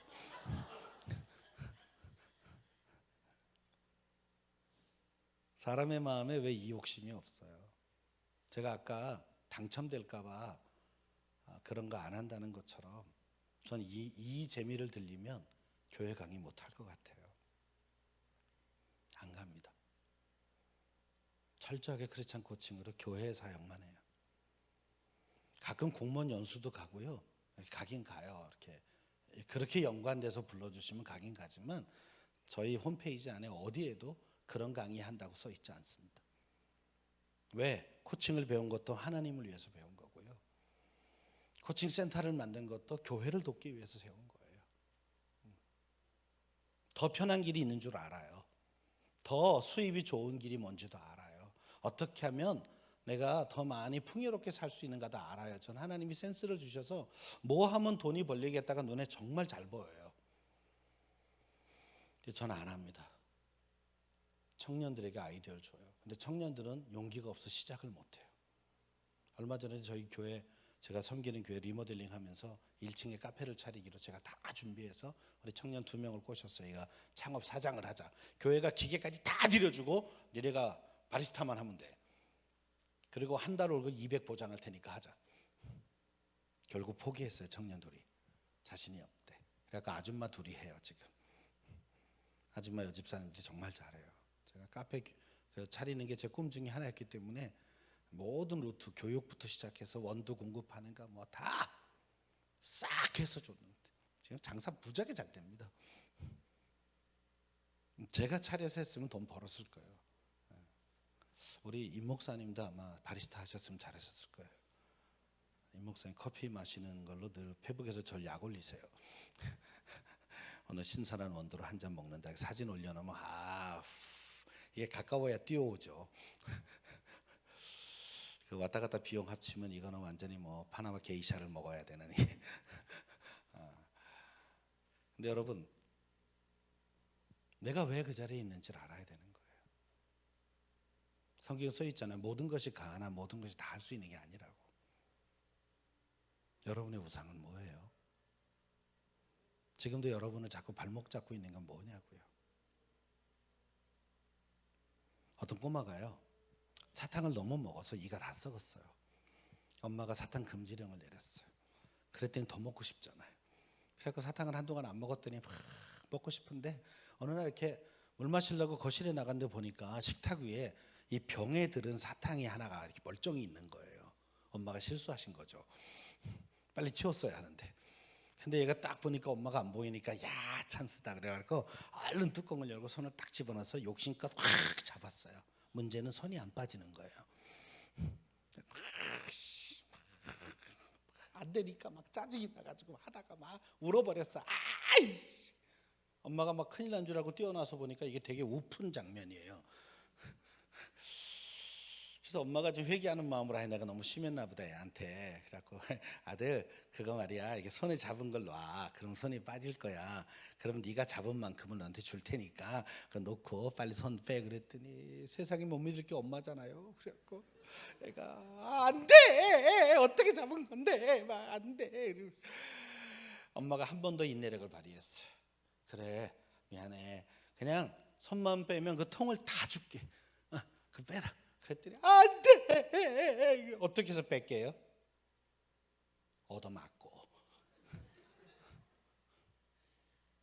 아니 그냥 빼면 되는데 다 준대는데 고집 부리다가 한 대 맞고야 그 손을 놔서 결국은 사탕도 못 먹고 매만 맞고.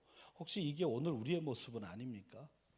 이 어리석은 꼬마같이 그걸 놔야 하나님이 주시는 축복이 있는데 그걸 계속 붙잡고 그 보잘것없는 그 웅크려 쥐고 있다가 하나님이 준비하신 더 좋은 선물을 못 받고 있는 우리의 인생이 아니냐고요. 손을 놓으십시오. 그래야 더 좋은 걸 얻을 수 있어요. 저는 나이 40에 이걸 처음 알았어요. 보통 사람들이 잘 나간다고 하는 그 길 놔도 그게 하나님과 나 사이의 관계라면 하나님은 날 채워서 먹일 수 있다는 사실을 그때 알고 나서 내 인생이 바뀌었어요.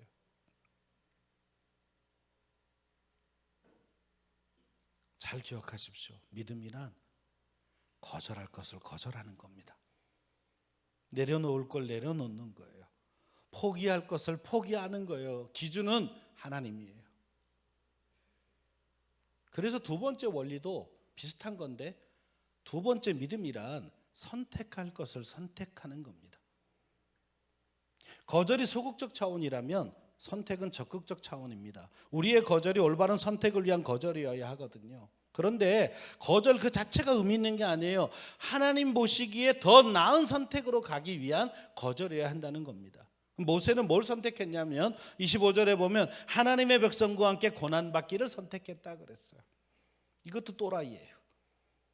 애국 공주의 아들의 명예를 포기하더니 겨우 잡은 게 자기 백성과 함께 그 노예의 백성, 왕족이었던 그가 노예인 히브리족과 함께 고난받는 걸 선택했대요. 그런데 성경에 26절에 이건 그리스도를 위하여 받는 수모를 이렇게 써놨어요. 이건 그리스도를 위한 수모였다는 거죠. 하나님의 백성과 함께 고난받기를 선택한 것은 바로 그리스도를 위해 산 것이다. 이게 히브리서의 해석입니다. 우리가 하나님을 위해 산다거나 그리스도를 위해 살겠다고 하는 건 결코 추상적 관념이 아닙니다. 하나님은 우리가 하나님이 사랑하시는 백성들을 위해 살아갈 때 그것이 바로 하나님 그분을 위해 사는 것이라고 말씀하세요. 그래서 너는 마음을 다하고 뜻을 다하고 목숨을 다하여 주 너의 하나님을 사랑하고 또 이와 같으니 내 이웃을 내 몸과 같이 사랑해라. 이게 같다는 거예요. 우리 한 몸 된 형제와 자매들을 정말 내 몸처럼 사랑하는 거, 이게 하나님을 사랑하는 것이라는 거예요. 우리가 만나는 그 한 사람 한 사람들을 정말 하나님의 시각으로 바라보고 그들을 사랑으로 섬기고 돕는 게 이게 하나님을 사랑하는 거라고. 그냥 말로만 주님 사랑합니다, 예수님 사랑합니다 이러고 우는 게 아니고, 그래서 사랑해서 뭘 하는데,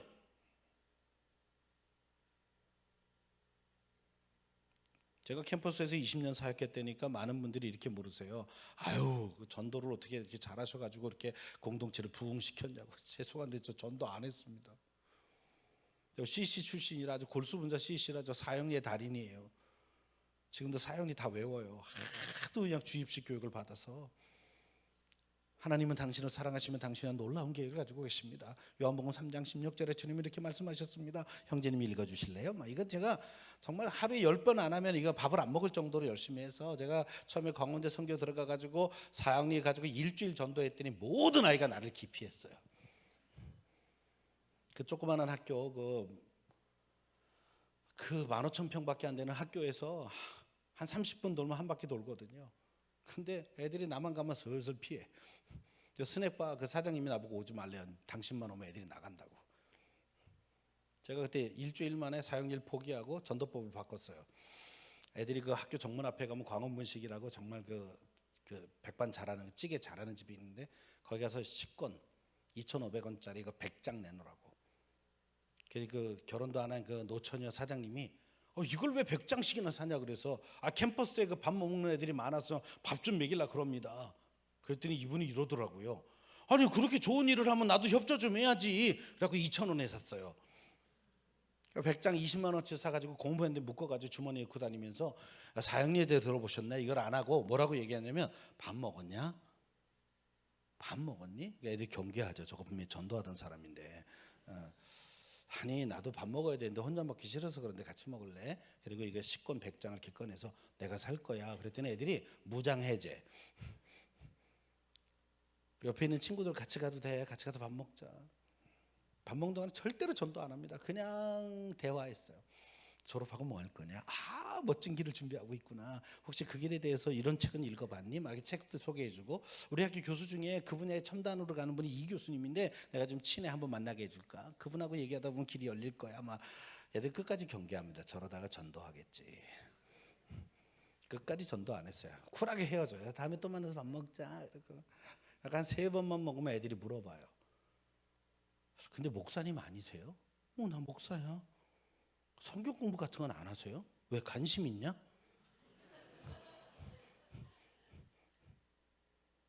그러다가 제 과목이 생기니까 이런 애들이 다 제 과목 수강하러 와요. 그래갖고 한 학기에 400명씩 왔어요. 저 광운대에서 제일 인기 있는 강사였습니다. 그럴 수밖에 없는 게 제가 강사비 받아서 애들 삼겹살 먹이고 그러거든요. 그리고 일단 시험이 되게 쉬워. 그리고 학점 잘 줘. 시험 되게 쉬워요. 이렇게 제가 교재 다 타이핑해서 주는데, 그때 이게 3.5인치 디스켓 쓸 때라 다 나눠주고, 자 이거 프린트 해오면 돼. 거기에 이렇게 굵은 글자가 가끔 나오는데 요게 시험에 나온다. 시험은 보기에서 고르시오, OX 하시오, 가와 나항의 그 줄 그세요, 뭐 이런 것만 하고 변별력을 위해서 가로 열고 단어 채우기 몇 개. 이게 시험이에요. 중간고사는 안 봅니다. 출석만 잘하면 무조건 A예요. 예, 출석 한 번에 4점씩. 10번 딱 출석 불러요. 40점. 중간고사 대신에 책 한 권 소개해서 읽고 독후감 한 페이지 내면 20점. 안 내면 빵점. 그리고 기말고사 40점. 근데 그 굵은 글자에서 나옵니다. 왜 이렇게 해놨냐면 나는 시험이 중요한 게 아니라 얘들이 출석을 잘해야 돼요. 그래야 복음을 전하지. 일과는 내가 프린트해서 가서 나눠줘요. 첫날은 잘 관리해야 돼요. 이게 수강 변경 기간이에요. 그래서 일과는 제가 프린트해서 다 나눠줘요. 우리 처음에 이 과목은 기독교 역사학이란 과목이었는데 나중에 기독교와 서양 문화라는 이름이 바뀌었어요. 역사, 역사관, 기독교 역사관. 제가 사학과 출신이라 역사학 개론을 그 3시간 안에 쫙 요약해서 쫙 강의해주면 애들이 목사님이라 그러더니 강의 재밌다요. 뭐 이러고 넘어가서 이탈자가 없어요. 그 다음 주 되면 애들이 2과를 프린트해 가지고 오는데 2과의 제목은 예수 그리스도의 탄생과 교회의 시작이에요. 그러면서 이제 중세사를 쭉 훑고 지나가면서 주로 이제 문화사 쪽으로 기독교 역사를 설명해 가는 과목이었어요. 정말 많은 아이들이 이 수업을 들으러 왔어요. 얼마나 좋았게요. 하나님이 일하시는데. 내가 하나님을 선택하고 가면 하나님이 하세요. 그걸 전 40대에 처음 깨달은 거예요. 그걸 20대에 깨달았으면 얼마나 내 인생이 달라졌을까요? 그래도 전 늦지 않았다고 생각해요. 하나님이 써먹으시려면 제 수명을 연장할 것이기 때문에. 근데 여러분은 평균 연령이 110세가 될 거래요. 120세 막 이렇게. 그럼 지금 뭐 20 몇 살이면 산 것도 아니네. 한 100년 남았네. 평균 연령이 그러니까 더 많이 살 수도 있다는 뜻이잖아요.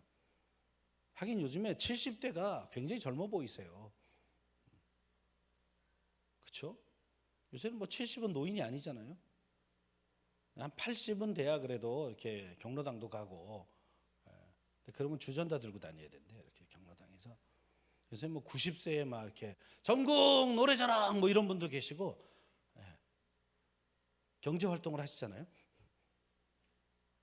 제 꿈이 하나 늘었어요. 그래서 90대에도 청년들 앞에 설교했으면 참 좋겠다. 애들이 싫어하겠죠. 그러거나 말거나.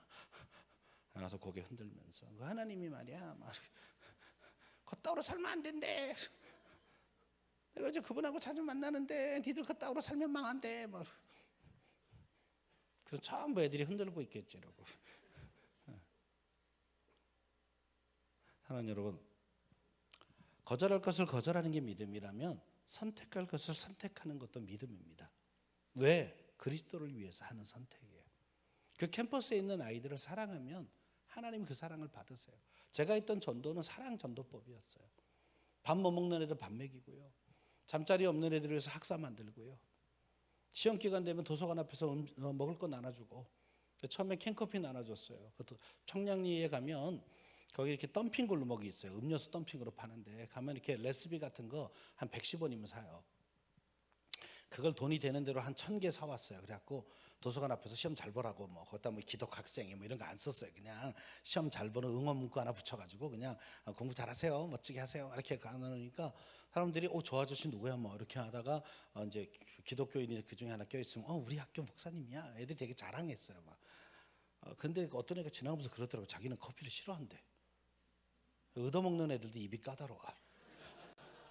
그래갖고 뭐 이렇게 영양바 이런 거 사주면 더 좋을 것 같아요. 그래서 그 다음 시험 땐 영양바를 나눠줬어요. 그랬더니 또 한 해가 지나가면서 커피가 더 좋았는데.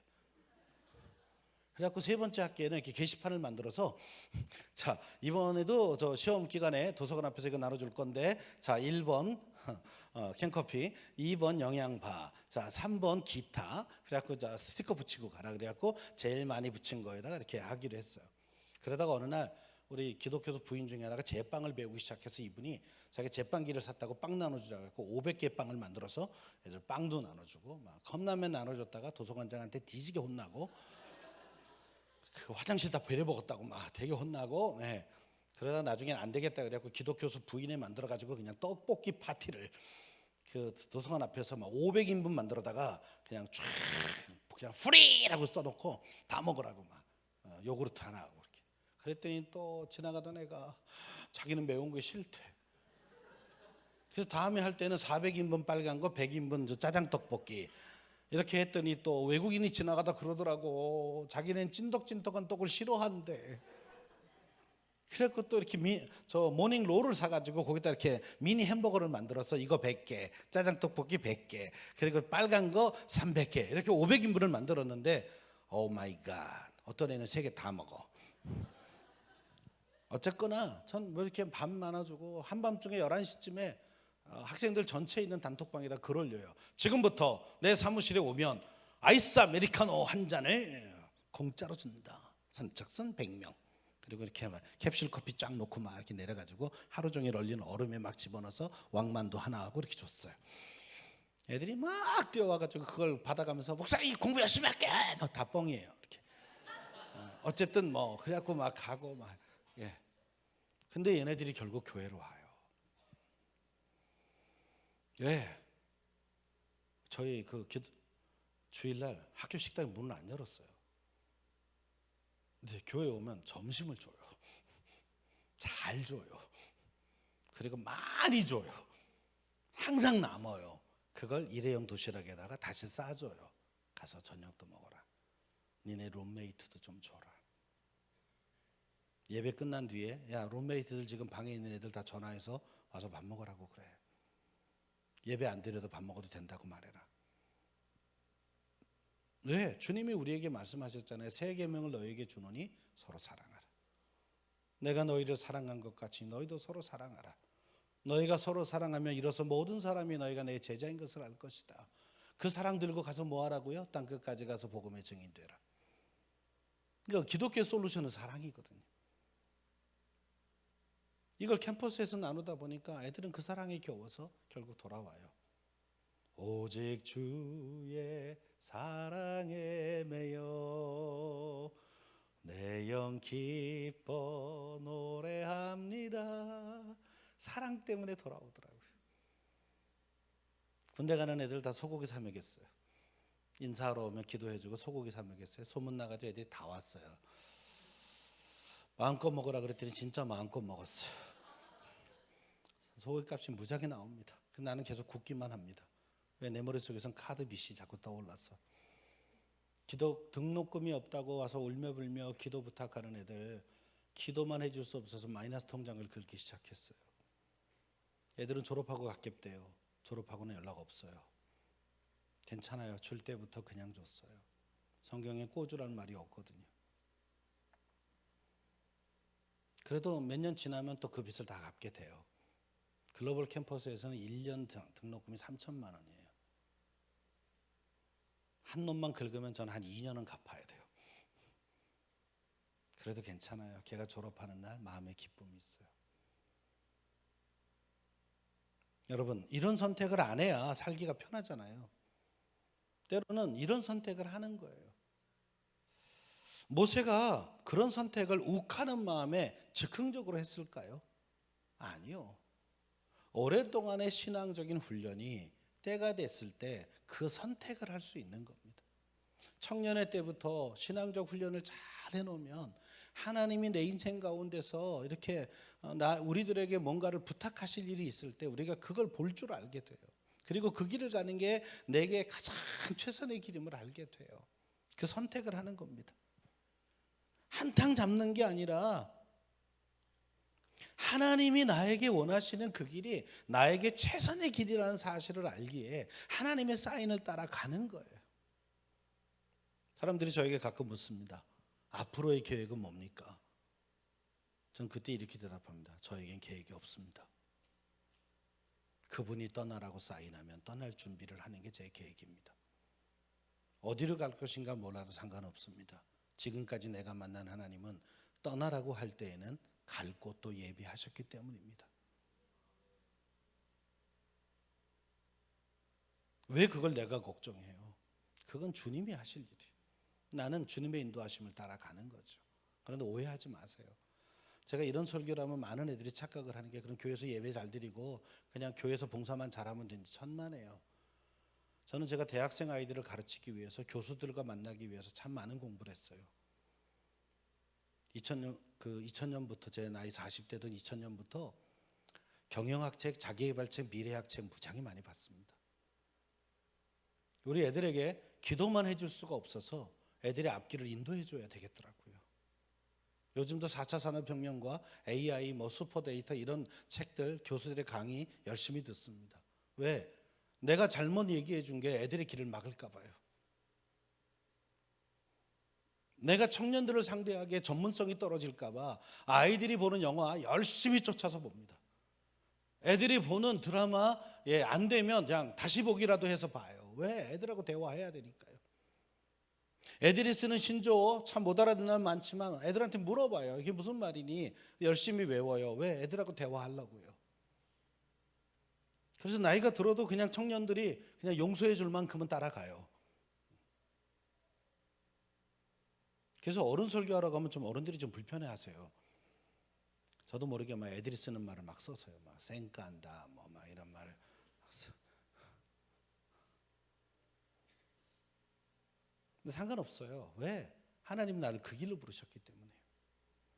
근데 여러분 하나 질문이 있잖아요. 왜 도대체 사람들은 가치 있는 인생을 살기보다 죄 짓는 인생을 살기로 선택할까요? 근데 오늘 본문에 그 답이 있어요. 죄에는 낙이 있다는 거예요. 쾌락이 따라온대요. 네, 섹스하면 그 쾌락이 있고요. 돈을 얻는 거 쾌락이 있어요. 근데 그들이 모르는 게 하나 있어요. 죄 짓는 것은 즐거운 일인데 사람들이요 그게 잠깐 있다가 없어진다는 사실을 사람들은 몰라요. 잠깐의 쾌락이 지나고 나면 죄에는 반드시 대가가 따라옵니다. 그 대가는 심판이고 영원한 파멸임을 성경은 이야기하고 있습니다. 그래서 모세는 잠시의 죄의 낙이 아니라 하나님의 백성을 섬기는 고난과 보람의 삶을 선택하며 가는 겁니다. 근데 여러분 그걸 계속해 가는 게 쉬울까요? 쉽지 않아요. 가다가 자꾸 지치고 포기하고 싶을 때가 있어요. 그럼 어떻게 모세는 끝까지 갔을까요? 이게 세 번째 믿음의 원리인데 믿음은 바라볼 것을 바라보는 겁니다. 한 교회 역사가가 자신의 책에 썼습니다. 지나간 역사 속에서 우리 믿음의 선배들이 고난의 삶을 용기 있게 선택한 데는 상급 신앙이 있었기 때문이었다. 모세도 마찬가지였습니다.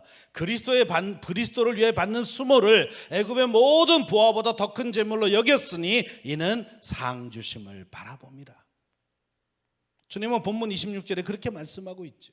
모세는 바로의 공을 두려워하고 이스라엘 백성과 함께 고난받는 걸 선택했습니다. 그가 그 고난의 길을 계속 꾸준히 잘 갈 수 있는 비결은 주께서 상 주시는 분임을 믿고 따라갔다는 말입니다. 사람의 상이 아니라 하나님의 상이요. 잠시 누릴 상이 아니라 영원히 기억될 상급을 바라보고 따라갑니다. 세상 사람들은 비록 그의 선택을 비웃었을지 몰라도 하나님은 영원한 상급으로 그를 축복하셔서 이 성경에까지 기록해 놓고 우리에게 그 본을 따라가라고 말합니다.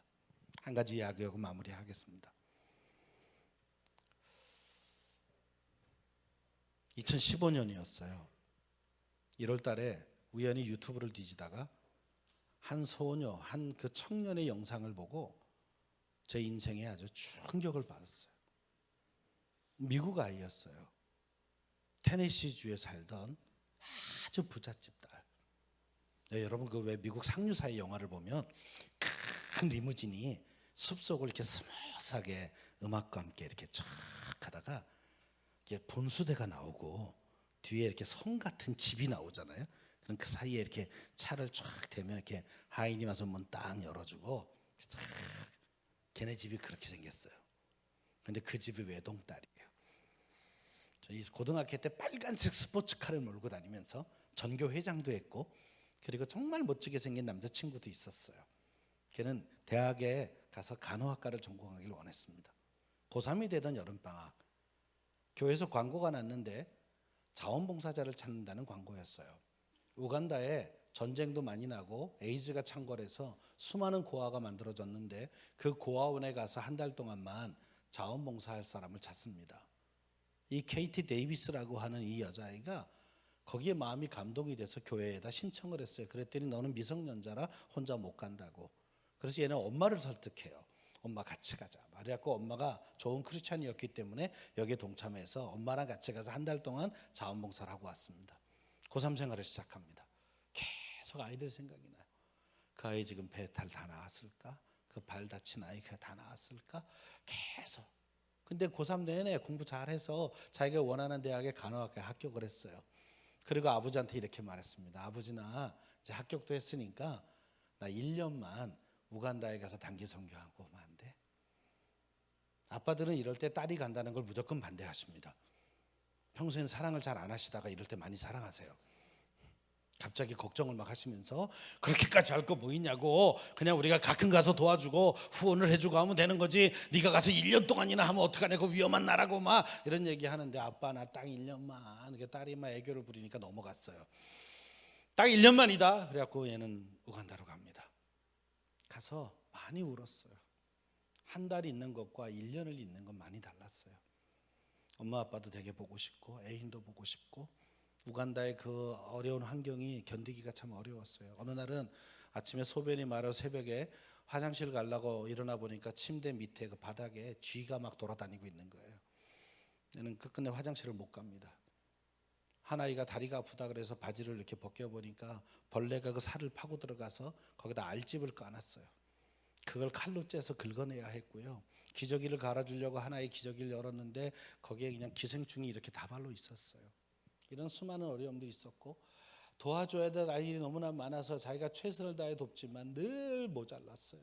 어느 날 그는 하나님 앞에 이렇게 하소연합니다. 하나님, 도와줘야 될 아이는 너무나 많고 내가 가진 능력은 너무나 없습니다. 마치 바닷물을 바가지로 퍼내는 것 같은 느낌입니다.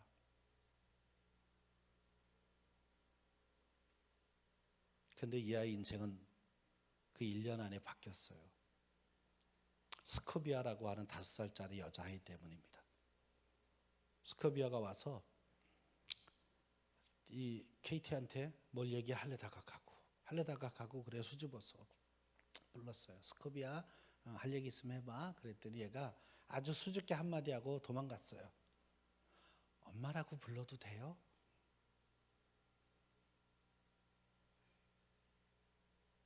그날 케이티는 그 스코비아를 품에 안고 엄마라고 불러도 돼요가 아니고, 내가 이제부터 네 엄마야. 그리고 입양 서류를 준비해서 결혼도 안 한 이 20살짜리 처녀아이가 딸아이를 하나를 입양합니다. 이렇게 입양을 하나하나 하다가 14명을 입양했어요. 우간다는 남자아이는 외국인한테 이렇게 입양을 안 시켜줘요. 그래서 그가 쓴 첫 번째 책의 제목이 엄마라고 불러도 돼요예요. 이 영상을 보다가 얼른 그 책을 사서 읽었어요. 몇 번을 읽었어요. 읽다가 많이 울었어요. 이런 말이 있습니다.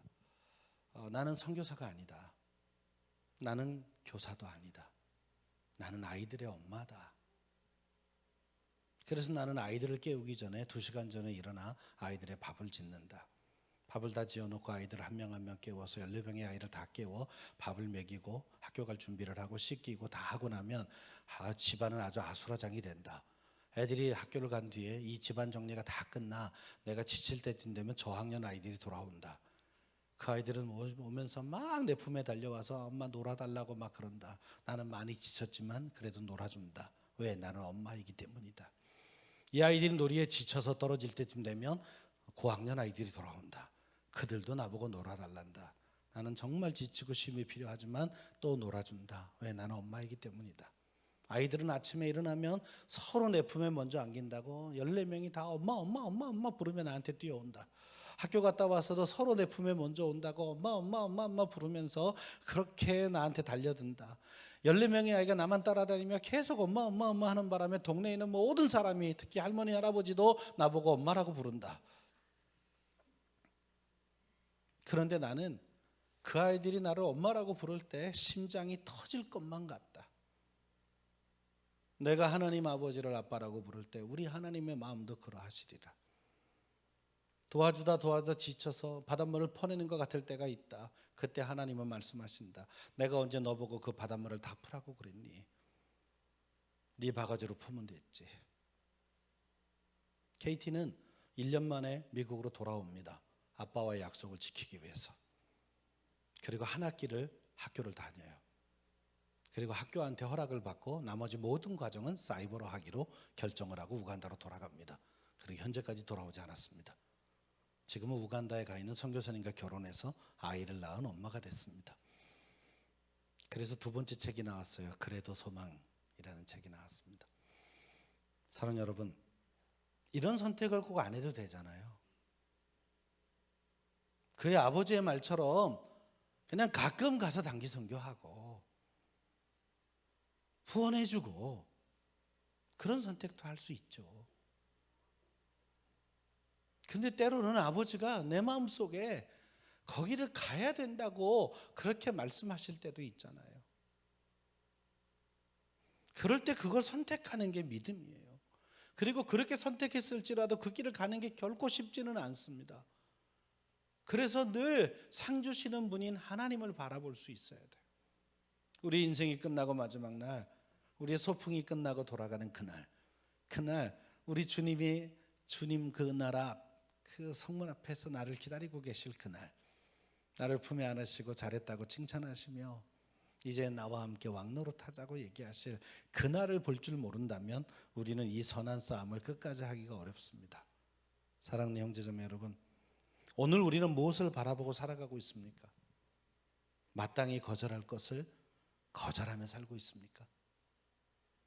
반대로 마땅히 선택해야 될 것을 선택하며 살고 있습니까?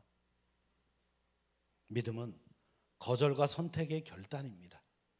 그런 올바른 믿음으로 하루하루를 살아가는 것이 진정한 헌신이고, 그렇게 세상 가운데 살아갈 때 하나님의 나라는 확장되어져 갈 것입니다. 저와 여러분 모두가 이 세상적인 것, 제약된 것 거절하고 주님의 상급을 바라보면서 올바른 선택을 통해 성경적 선택을 하는 그런 축복된 인생이 되기를 주의 이름으로 간절히 축원합니다.